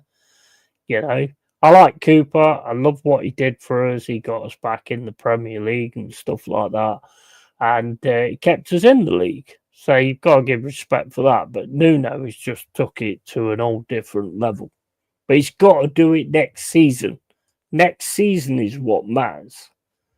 Because if he don't do it next season, he'll be gone as well. And I reckon next season,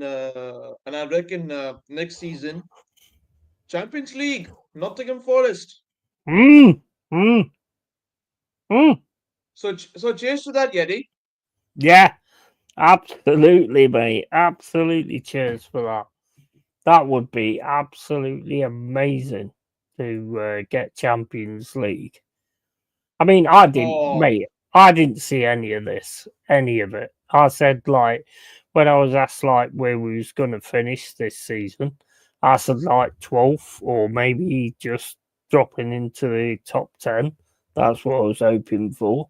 But to see where we are right now is just fucking insane. It's awesome, but we've got to continue it next season. Otherwise, it doesn't mean anything. Yeah, you exactly. Got to be consistent, Eddie.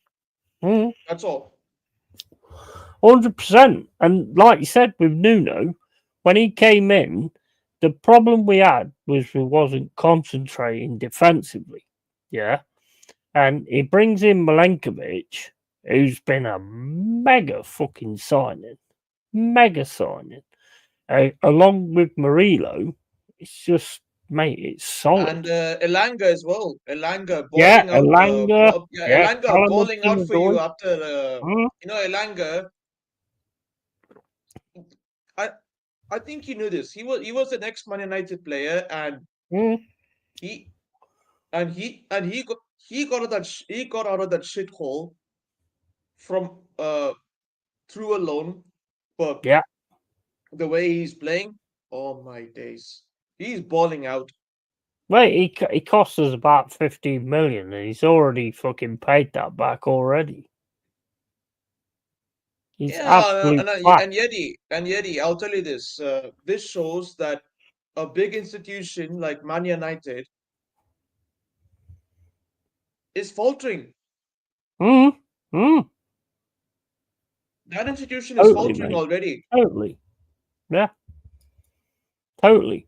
I mean, look, I think personally, it's like the way I look at it now is if you can like pull these players who are not performing in their big teams to your team, then you'll see a different side to them and you'll get quality. Callum Hudson-Odoi is like 5 million, I think, from Chelsea. I mean, what a fucking steal that was. You know, he scores the winning goal against Liverpool at Anfield. You know, first time in 55 years we beat them at Anfield. That is massive. That was, and then also to like go on in the season and do what we've done with like Chris Wood, who I said was crap. Basically, I said, well, I liked him before, but I said no, he don't fit our team, and I was proved wrong there, and I'm glad I was proved wrong. And you know, we're just going from strength to strength, and it's awesome, fucking awesome. What a journey to relive for Nottingham Forest fans. 100%. Now in the top four. Now in the race Yeah. for top four. Yeah, 100%. 100%. And Scal Belfast says Elanga scored against Northern Ireland. Good man. Yeah, mate, Elanga has just got on. He's totally fucking reliving his dream since he's come to us. Every manager deserves 2 to 3 years minimum, even if he got Inzaghi or Don Carlo. If they don't succeed in them years, get rid and move on. Yeah, but you've got a manager that's been there 5 years. No, fuck all. Yeah, Yeti. We've had Mark Hughes, yeah, who was decent for like 1 or 2 seasons. Then we got rid of him Yeah, before the takeover, yeah. and then once we got rid of him, we got in Mancini, who won us our first Premier League title after 44 years. Mm, And then Mancini got fired. Then we got in Pellegrini, yeah. who helped us sweep the Premier League domestically by winning the Carabao Cup 4 times in a row, and getting us into another Champions League spot, Mm, competing in the Champions League. I mean, we were on the rise. We were mm. on the rise. Then came Pep. Yeah. Then came Pep. Yeah. Don't have to say anything more than that, do you, really? Because, I mean, Pep has been absolutely amazing what he's got that team doing. And, what I mean, the rise of Manchester City has been absolutely amazing. And then to, like, see the fall of, like, Manchester United, I would imagine in your mind, is absolutely amazing as well. I've never had a big issue with like Manchester United or Manchester City for that matter. The only issue I have is with obviously Derby County because they're sheep shagging bastards. But you know, that's my hated team, so obviously I'm going to say that. So Scout Badfest Yeti. says, "Go on." Oh yeah, sorry. Yeti. I just seen the contents of this mug. Are is this entire mug of Scousers and them rags, all their tears in one mug. I'm sipping them all. Love it. Love it, mate. Love it. I've never liked Liverpool, to be honest. I've never been a massive fan of Liverpool. My first team was Everton, actually, when I was a kid, because it was like on the TV, you only had like in the FA Cup, it was always Liverpool against Everton, and I always went with the underdog. And so I've always loved Everton in that way, and I've never liked Liverpool at all. I've obviously got my reasons for that, with situations that's happened and all that kind of stuff. I'm not going to go into that, but Scout says if Man United continue in the same direction as they have over the last 10 years, how long will it take it for it to be accepted as their new level where there are no expectations? I don't know, because they're still all deluded and still also think that they're going to all of a sudden get it together. I've got to go for a pee, mate. I'll be back in a sec. Nature calls.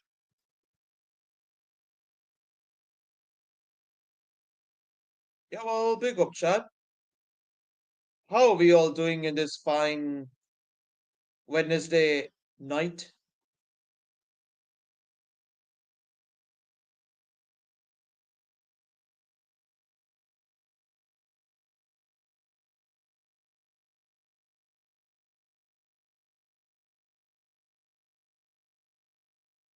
Oh, big up, Bhargav.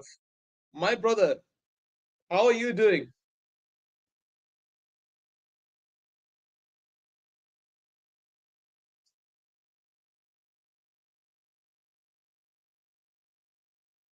Oh yeah, absolutely, Crane. Absolutely, DJ Crane. Absolutely, mate. Yeah. We need to win. We need to win the Club World Cup, but judging by the looks of how we are, I doubt it. Hello, Scald. Great to see you in the chat. Another legend.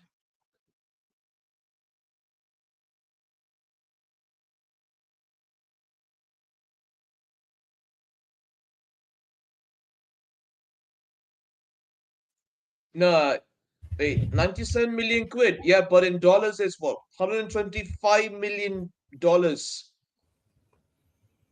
It was probably. $125 million prize money. Oh my days. What's happening? What's happening with the Chargers anyway? Do you know much about what's happening with the Chargers? Is that done or what?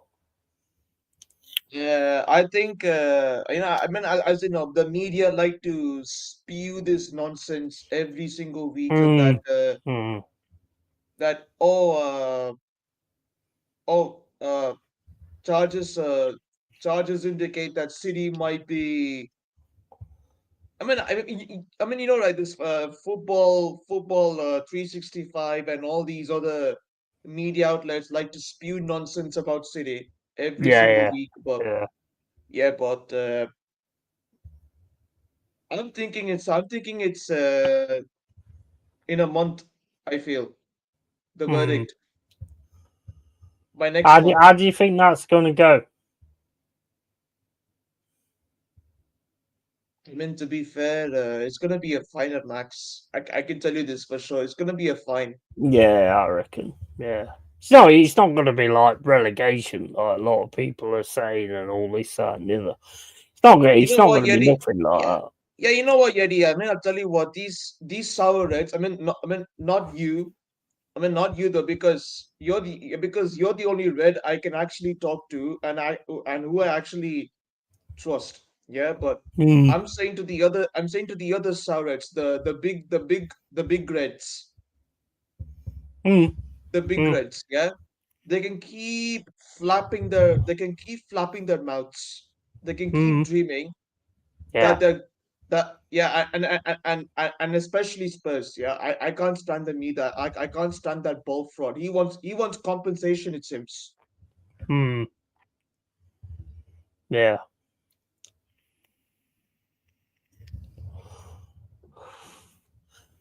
But I mean, with the 115 like charges or whatever, I mean, I've heard like so many of them have got dropped and all that kind of stuff. I mean, look, if like you've done the wrong thing, then yeah, it should be called out and something should be done about it. But like you say, I think it would. I've never thought of seeing it as being a drop in divisions and all that kind of stuff. They're not going to do that because Manchester City are money, so They're never going to do anything like that. It's And only going to be Yeti, like and a Yeti, fine. not just that. Yeti, and not just that. I mean, in Serie A, Juventus were actually. I mean, I'll tell you what. This is like a similar case of Juventus. They got found. They got found out for match fixing and betting, and I mean, Yeah. This is a different case, but yeah, I mean, Big up, Bogav. they got and also they got stripped. They got stripped of their trophies and they got relegated, and now they're back in Serie A with no trophies to win. So yeah, I mean, with my club, I feel it's not gonna happen, because if they do that, the reputation, the reputation in the name of the Premier League is gonna go down the drain. Yeah. I'd agree with that. I don't think they're gonna do something that's gonna actually damage the Premier League by doing something like that. I mean, look, at the end of the day, there's been loads of teams that's gone over FFP. I mean, the only reason FFP was brought in was because of City, to be honest. And it's like, we've been done, obviously, but we had to do what we had to do. So we had to take that on board. And I can't see in a million years that they would like drop a team down divisions that pretty much makes money. So, and that's what the Premier League's all about, isn't it? I mean, what is the 115 charge? Oh yeah, and Yeti. I mean, I don't want you to bring all. And Yeti, one more thing as well. PSR wasn't introduced by us. You can't say one more thing. That's my thing. I say one more thing. I'm just joking.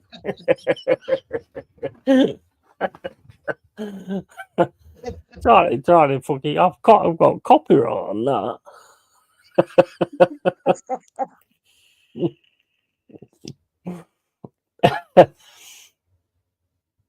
You can't say just one more thing. No, but I'll tell you, PSR, this profit and sustainability crap, was bought in by the American owners. It was bought in by them because they believe that the Premier League will be sustainable enough. But yeah.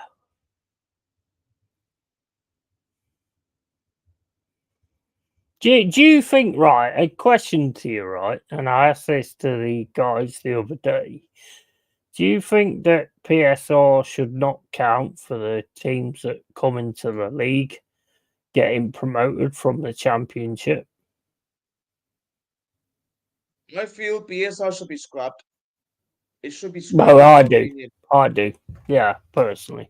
If you got PSR, there's no point getting to the point of getting good owners. Yeti, it's just a bunch of woke nonsense. PSR and all this crap. I agree. Yeah, I agree. And the thing is, like I say, as a football club, you want to sort of reach heights that you attract big owners. If you're attracting big owners and not allowed to spend the money that the big owners are going to bring into your club, what's the fucking point? Yeti, look at Newcastle. They have, look at Newcastle. They are the rich. They are the richest club in. Yeah. They are the richest club at the moment, and they can't spend money, which I feel is unfair. They can't spend money. They can't spend money, get in the players, and do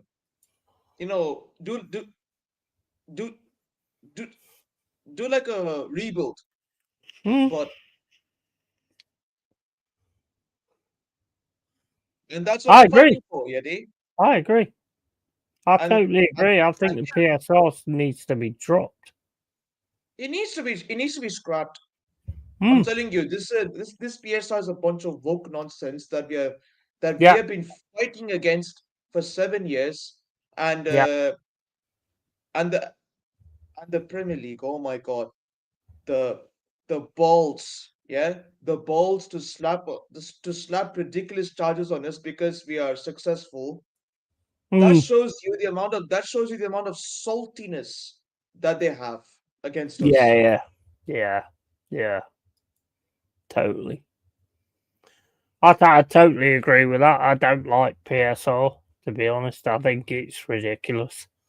Because, like I've said, any team wants to get to the point to attract a big owner to be able to come in and invest in the team and make your team better. But with PSR, you can't do that. So what's the point? So what's the point? Yeah, just and also not to mention, and also another thing I have to mention, VAR. Oh, fuck off VAR, mate. I hate VAR.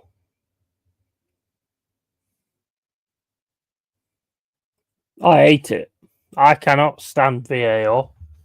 PSR is for 2-3 years. Forest got hit by spending on championship costs for 2 years. 1 year in EPL costs were different, but PSR doesn't recognise that. Scrap that and VAR. Exactly, Craig. Exactly. The thing is, I mean, look, when we came into the league, we didn't have a team. So we had to spend that money to actually get a fucking team. And I'll go back on this with Cooper. I mean, I don't know many managers who's done what he's done with a team full of players that he didn't even know, and build an 11 to keep you in the Premier League for 2 seasons, And yes, the PSR thing holds you back, but I think we just went, who gives a fuck about that? Let's just buy the players to keep us in the league, because we can keep us in the league, we can handle the fucking PSR bullshit, And I'm not being funny, mate, but you're not telling me that Arsenal ain't over PSR with the amount of wages and stuff like that they fucking pay out. Then why are they not getting looked at? And Yeti, Manchester United should also be investigated because they're already in debt. Yeah. They've got rotting facilities. Yeah. And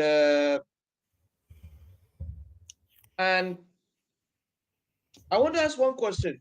How come we are investigated and not them? Yeah, that's what always cracks me up, to be honest. There's got to be other teams that's gone over. There's got to be. There's no doubt in my mind that there's other teams that's actually gone over. Look at the wages that Arsenal pay. 300k for fucking what's his face, Havertz. I mean, all these wages that they pay to them players. I mean, you're telling me they're covering that by the gates and all this, that, and the other. I don't believe that for a second. Not for a second. Big up Bacon Scotch. How you doing? From Twitch. Hope you're well, matey. And your missus. Hope your missus as well. It was technicalities with Brendan Johnson transfer crossover. Yeah, it was. Yeah.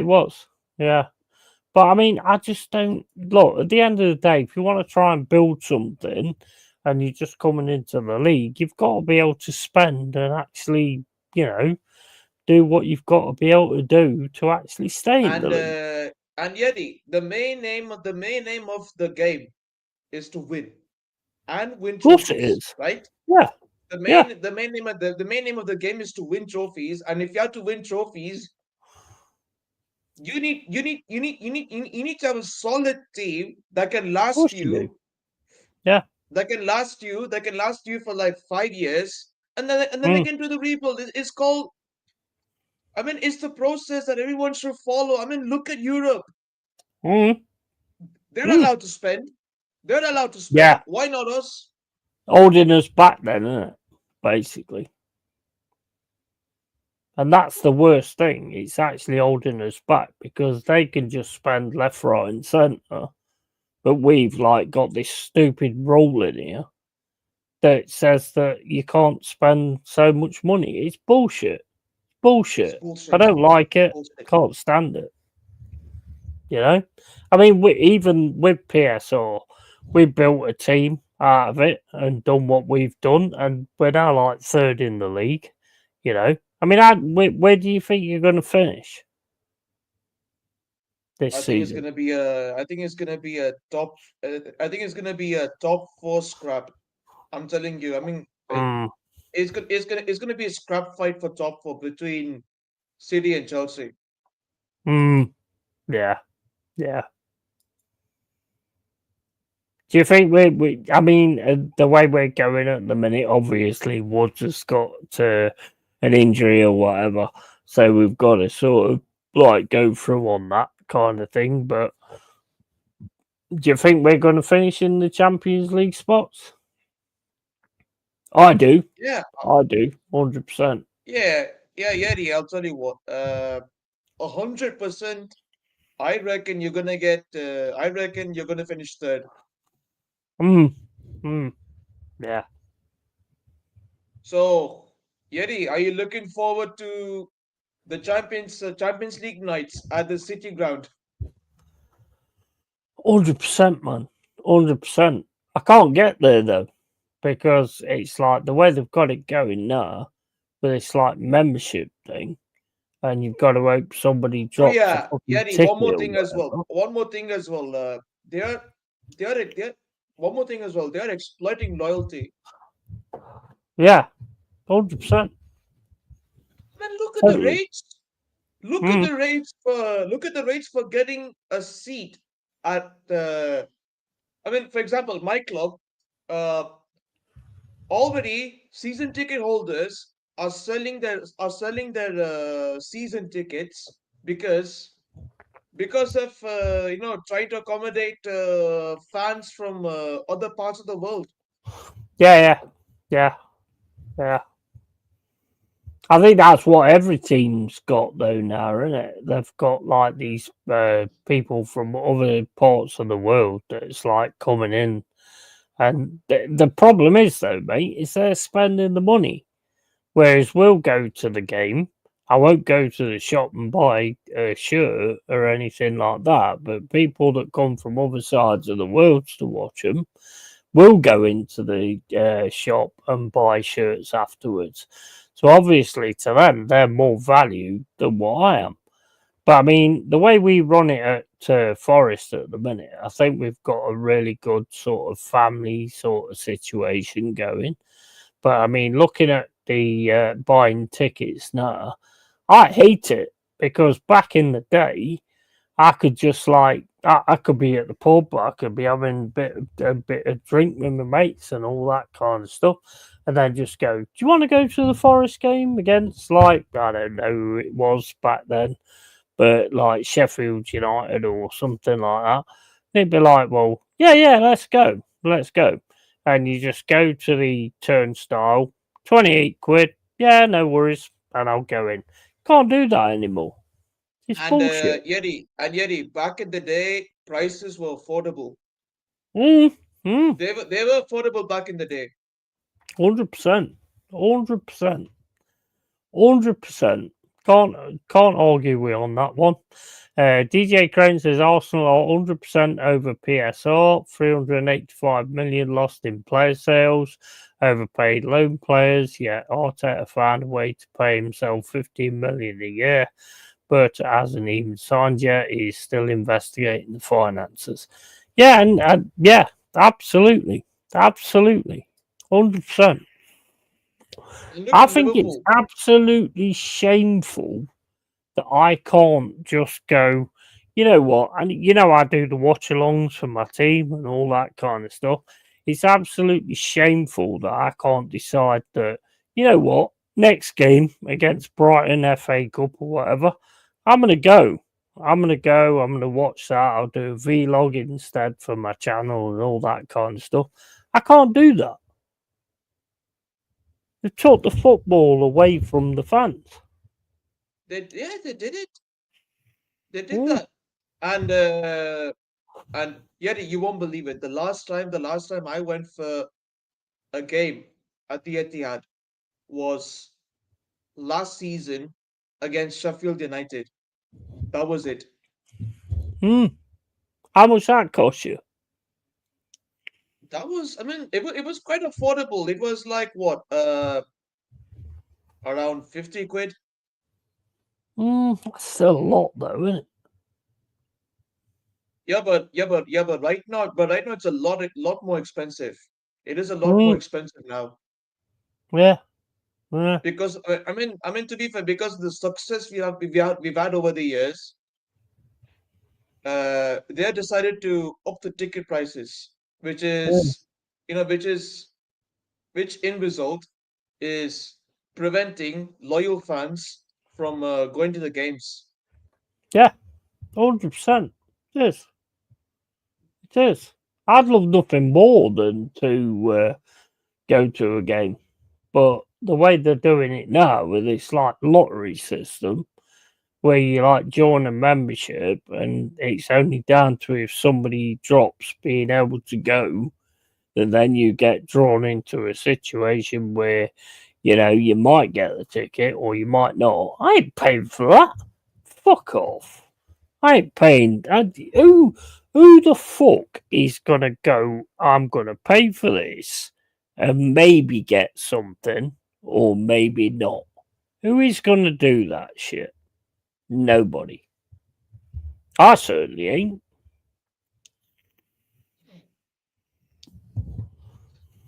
Bullshit, mate. It's absolute bullshit. And this is the problem with football nowadays. It's being taken away from the fans, and unfortunately, the fans that have got like season tickets and stuff, they don't care because they know they're going to be at the games anyway. Everybody needs to sort of stick together and just go, "This ain't right," and then you'd kill it. If everybody stuck together and went, "This ain't right," you would kill it straight away because they've been making no money. And as soon as they're making no money, that's where it would all be killed. Scout says club hierarchies don't appreciate how much YT channels promote them, especially the long times one with history. It's a disgrace. Yeah, absolutely. And since 2019, Arsenal ticket prices have gone up 25%. And what has he won? Yeah. It's fucking ridiculous, isn't it? It is ridiculous. I'm speechless. I mean, how long have you been like a Man United, Man City fan? Sorry. I've started supporting City since 2007, so I would say 20 years now. 20 years. Yeah. I mean, I was a Forest fan back in like the 80s to 90s, and I used to be able to sort of like, I'd get a season ticket obviously because it made the games cheaper, but even if not that, I could walk up and just go, "Here's my £28 or £22 or whatever," and just get into a game whenever I wanted to go. Can't do that now. It's ridiculous. It's ridiculous, yeah. Keeping the proper fans away from actually getting to the games.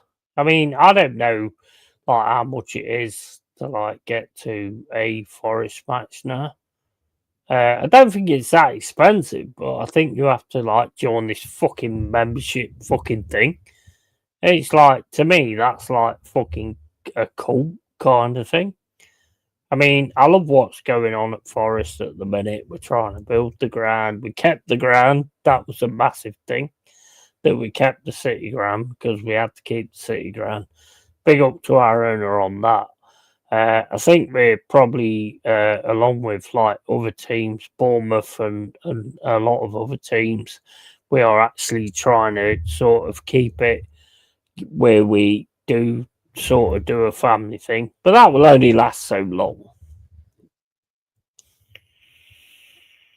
I mean, and Yeti, you won't believe it.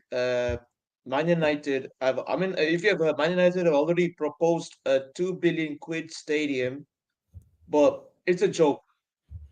It has got to be the biggest joke because it has got to be the biggest joke. You know why? Because they're already in debt. They're what? 2 billion quid in debt. Yeah. They have slashed the pay they slashed the salaries of all the staff. Yeah. They have fired the dinner lady. They've got a rat infestation. They've got a leaking roof. Yeah. And and the chicken is probably uncooked because the dinner lady is because the dinner lady has been sacked. Yeah. Oh, mate, that is absolutely insane. The situation they're in at the minute, and then they all of a sudden announce that they're going to build a new stadium. Where are they going to get 2 billion quid from? Don't know. Where are they going to get 2 billion quid from? Don't know. They've got to be up for charges after they've done that, surely. It's mad, isn't it? It's mad. It's mad. I can't stop laughing. It's absolutely mental, mate. Honestly, it's mental. I mean, where they are right now in the league and all that kind of stuff, and they're talking about like building new stadiums and all that kind of thing. I mean, how do the fans fucking eat all this shit up? It's crazy. It's crazy, yeah. I mean, and that's what I hate. And that's what I hate about the Man United fans. Yeah, I mean, like they digest anything to them that comes into their lap. Yeah, 100%. I mean, look, back in the day, I mean, I used to like watch Man United when there was like good, you know, and you know there was good, to be fair. Roy Keane era, 80s and whatever, 90s maybe, I don't know which one it was, but you know, and I used to enjoy watching them. I enjoyed watching what type of football they played and stuff like that. And to be fair, City wasn't anywhere at that point, you know. We were irrelevant. We were irrelevant at that time. Yeti, funny story. We were actually, I mean, like, of course, Manchester derbies, we used to win some and lose some against Man United. But to be fair, Man United had one of the strongest teams back in the day. But we still managed to beat them though. We still managed to beat them with our weakest side. Yeah, but and Yeti, and one thing I will never forget Roy Keane for is that double-footed tackle on Alfie. I think there was a bit of needle there, like between them through most of the game. But I mean, to do that was like well over the top. It was well over the top, to be fair. Alfie used to be our player. Alfie. Yeah, I remember. Of course, Alfie used to be a Forest player back in the day. Yeah. I mean, what Keane did there, yeah, I can get it. But the thing is, it's like the both of them was having needle with each other all through the game. You still shouldn't be doing that, and like cancelling somebody's career out and all that kind of thing. But at the end of the day, it's football, and you know, if you're gonna like get annoyed with somebody, you're gonna go in and do something or whatever. That's the way it always used to be, you know. You don't want to be ending anybody's career. David Keane wanted to end his career. I mean, he said things afterwards that, not very good, to be fair. And it's just, and I do respect Roy Keane in the fact that he says it the way it is, because I do. And but to do something like that was a little bit sort of out there, to be fair. That was out of bounds. That tackle was out of bounds the way he tackled him. And of course, while Alfie was down, he was screaming at his face like a clown. He stamped on him as well, didn't he? He stamped on him, yeah. Mm. And I think the thing is, though, go on. And Roy Keane was being an absolute cuck back in the day. Yeah. Mm.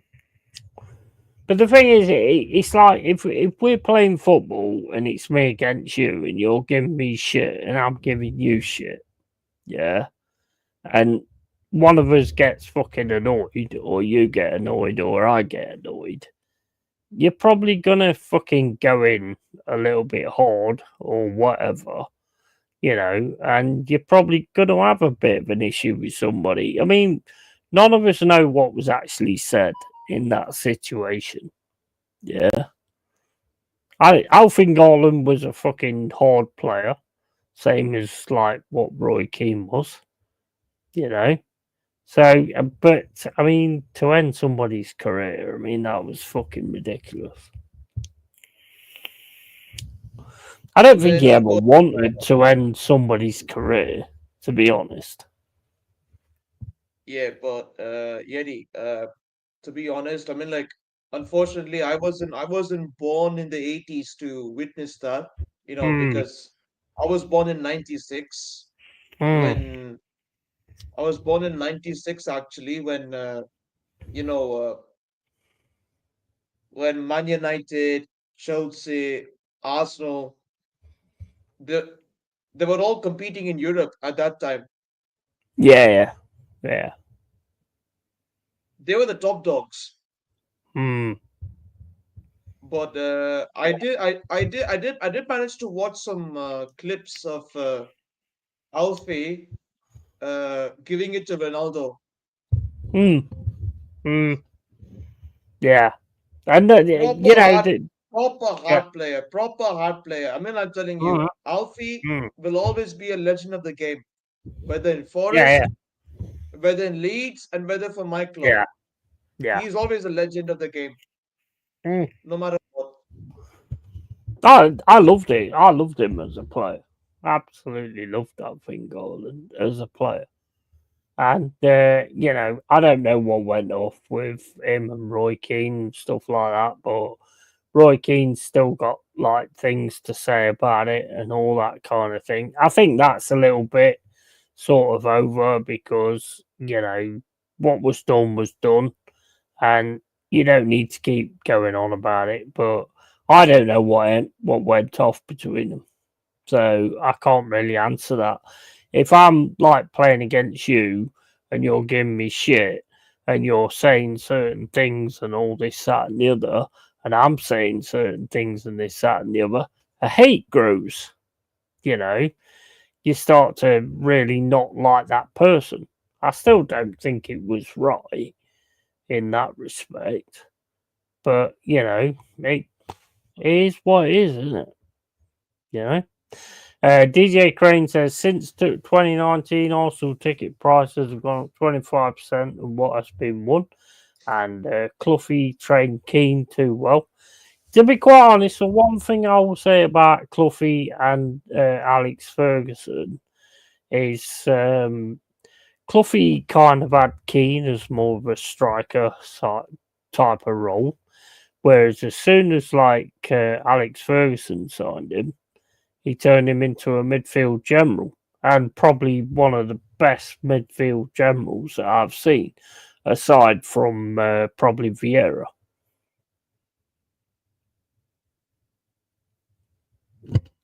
And possibly Rodri as well.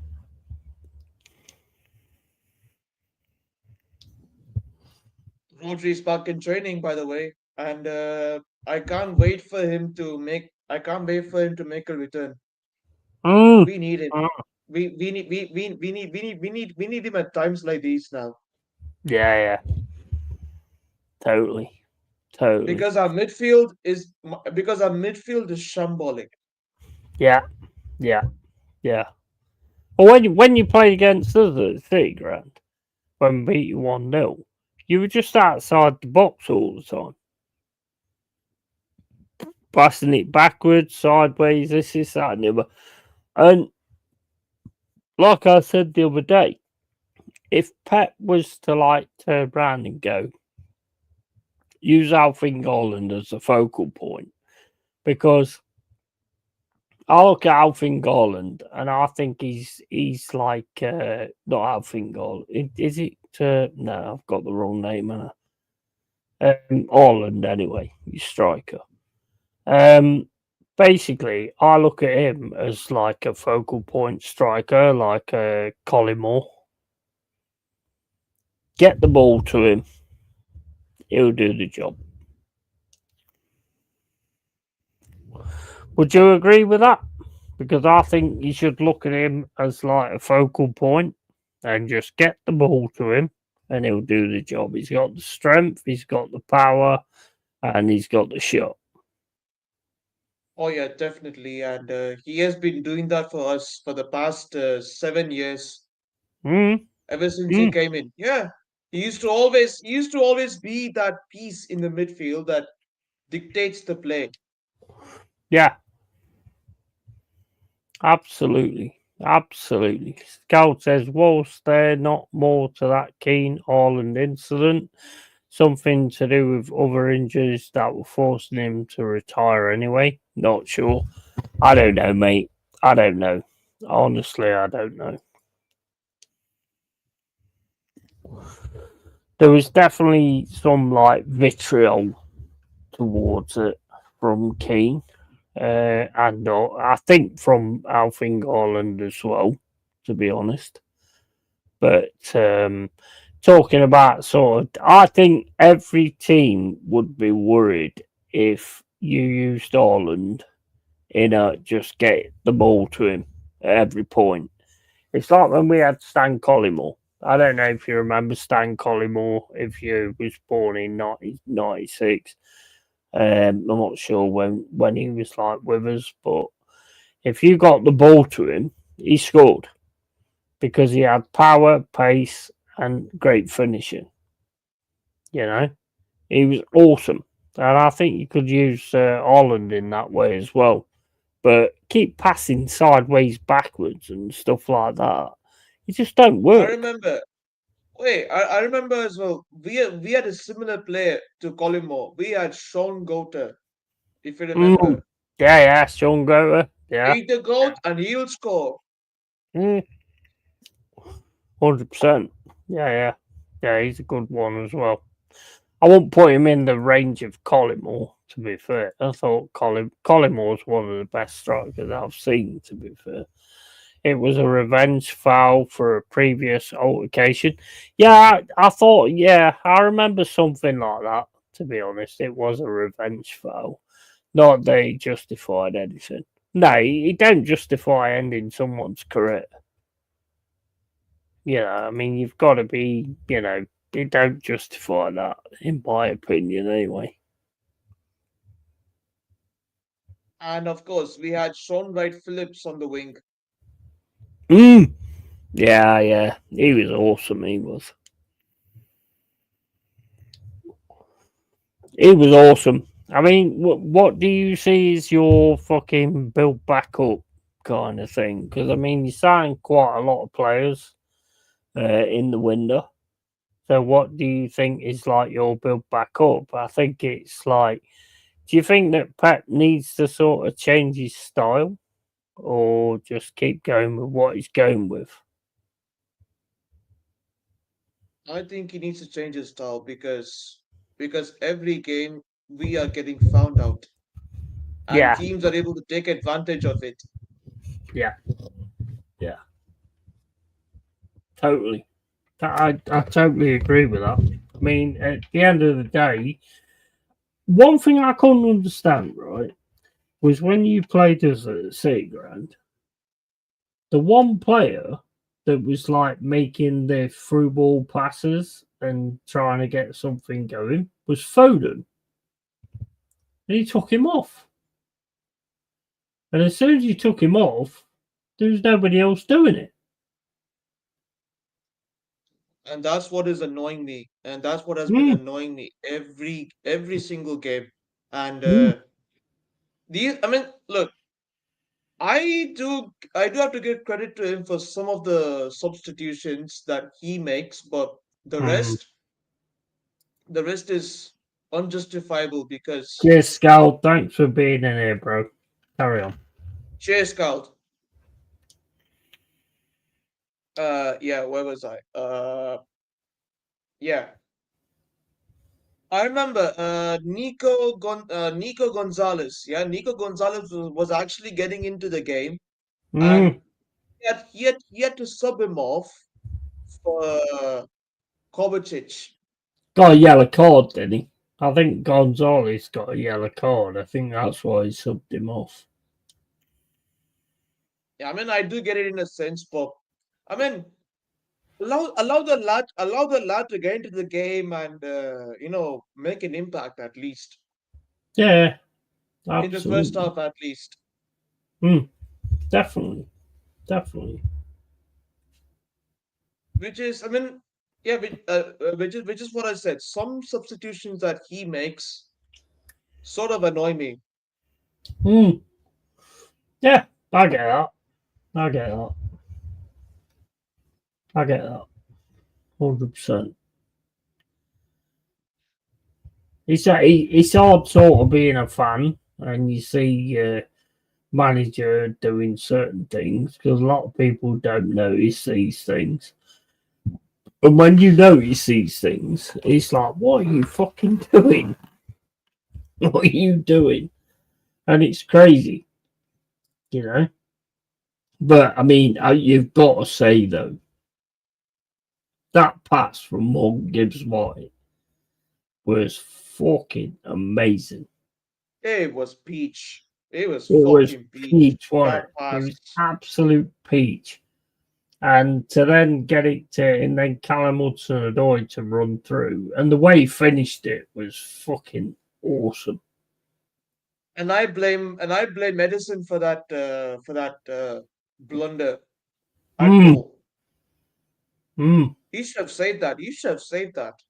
No doubt, he should have saved that. He should have. I mean, if somebody's coming at you, I mean, Yeti, him being an experienced Champions League winning goalkeeper for us, he should have made that save. Yeah, absolutely. 100%. I get that. I'm glad he didn't. I'll be honest. I'm glad he didn't because he was the team we needed to beat. So I'm 100% glad he didn't. But yeah, I get that. Anyway, mate, I'm gonna end the stream now, bro. And it's been awesome, bro. It's been awesome to chat to you and have you on stream and stuff like that. And I appreciate you for bringing me on, Yeti. It was also a great experience chatting to you as well. Absolutely. An experienced Forest fan. Big up to you. Yeah, 100%, man. Big up to you as well. And when you turned around to me and said like, I'm a Manchester City fan, and I was like, yeah, I know you are, but it's like, why didn't you have me on? And I was like, well, I don't really know, like, I've not streamed with you or anything like that, so I won't have you on. But the next Manchester City games, Forest against Manchester City, I will call you on, mate. Cheers, mate. Exactly. Yeah. I mean, definitely, I will be there. I will be there. 100%. Right. Anyway, guys, thanks everyone who's been in here. It's been awesome. And you got a channel or anything like that you want to call out? Oh no. At the moment, I don't have a YouTube channel, but I have an Instagram. I have an Insta profile that you can, just hit the follow button and I mean, normally I'll be on these call-in shows and debates and all that. Yeah, no worries. Yeah, and Yeti, one last thing I want to point out. Yeah, the hypocrisy of the league is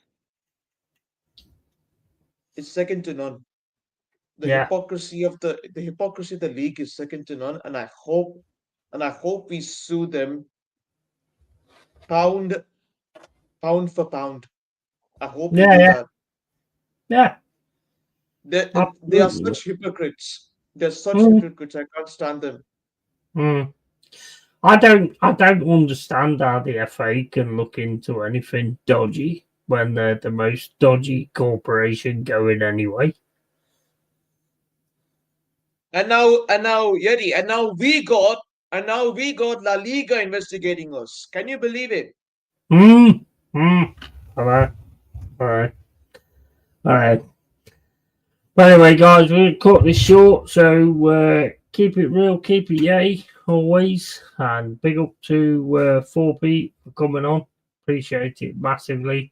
And appreciate everyone who's been in the chat as well. Pick up Yeti. And smash up the likes, smash up the likes and support Absolutely. a real Forest fan. 100%. Support a real Forest fan. Don't support wrongins. Support the real ones. Don't support wrongins. 100%. 100%. Big love, mate. And yeah, keep it real, keep it yeti. And we are out here. So yeah, tatty fucking bye, guys. Tatty fucking bye.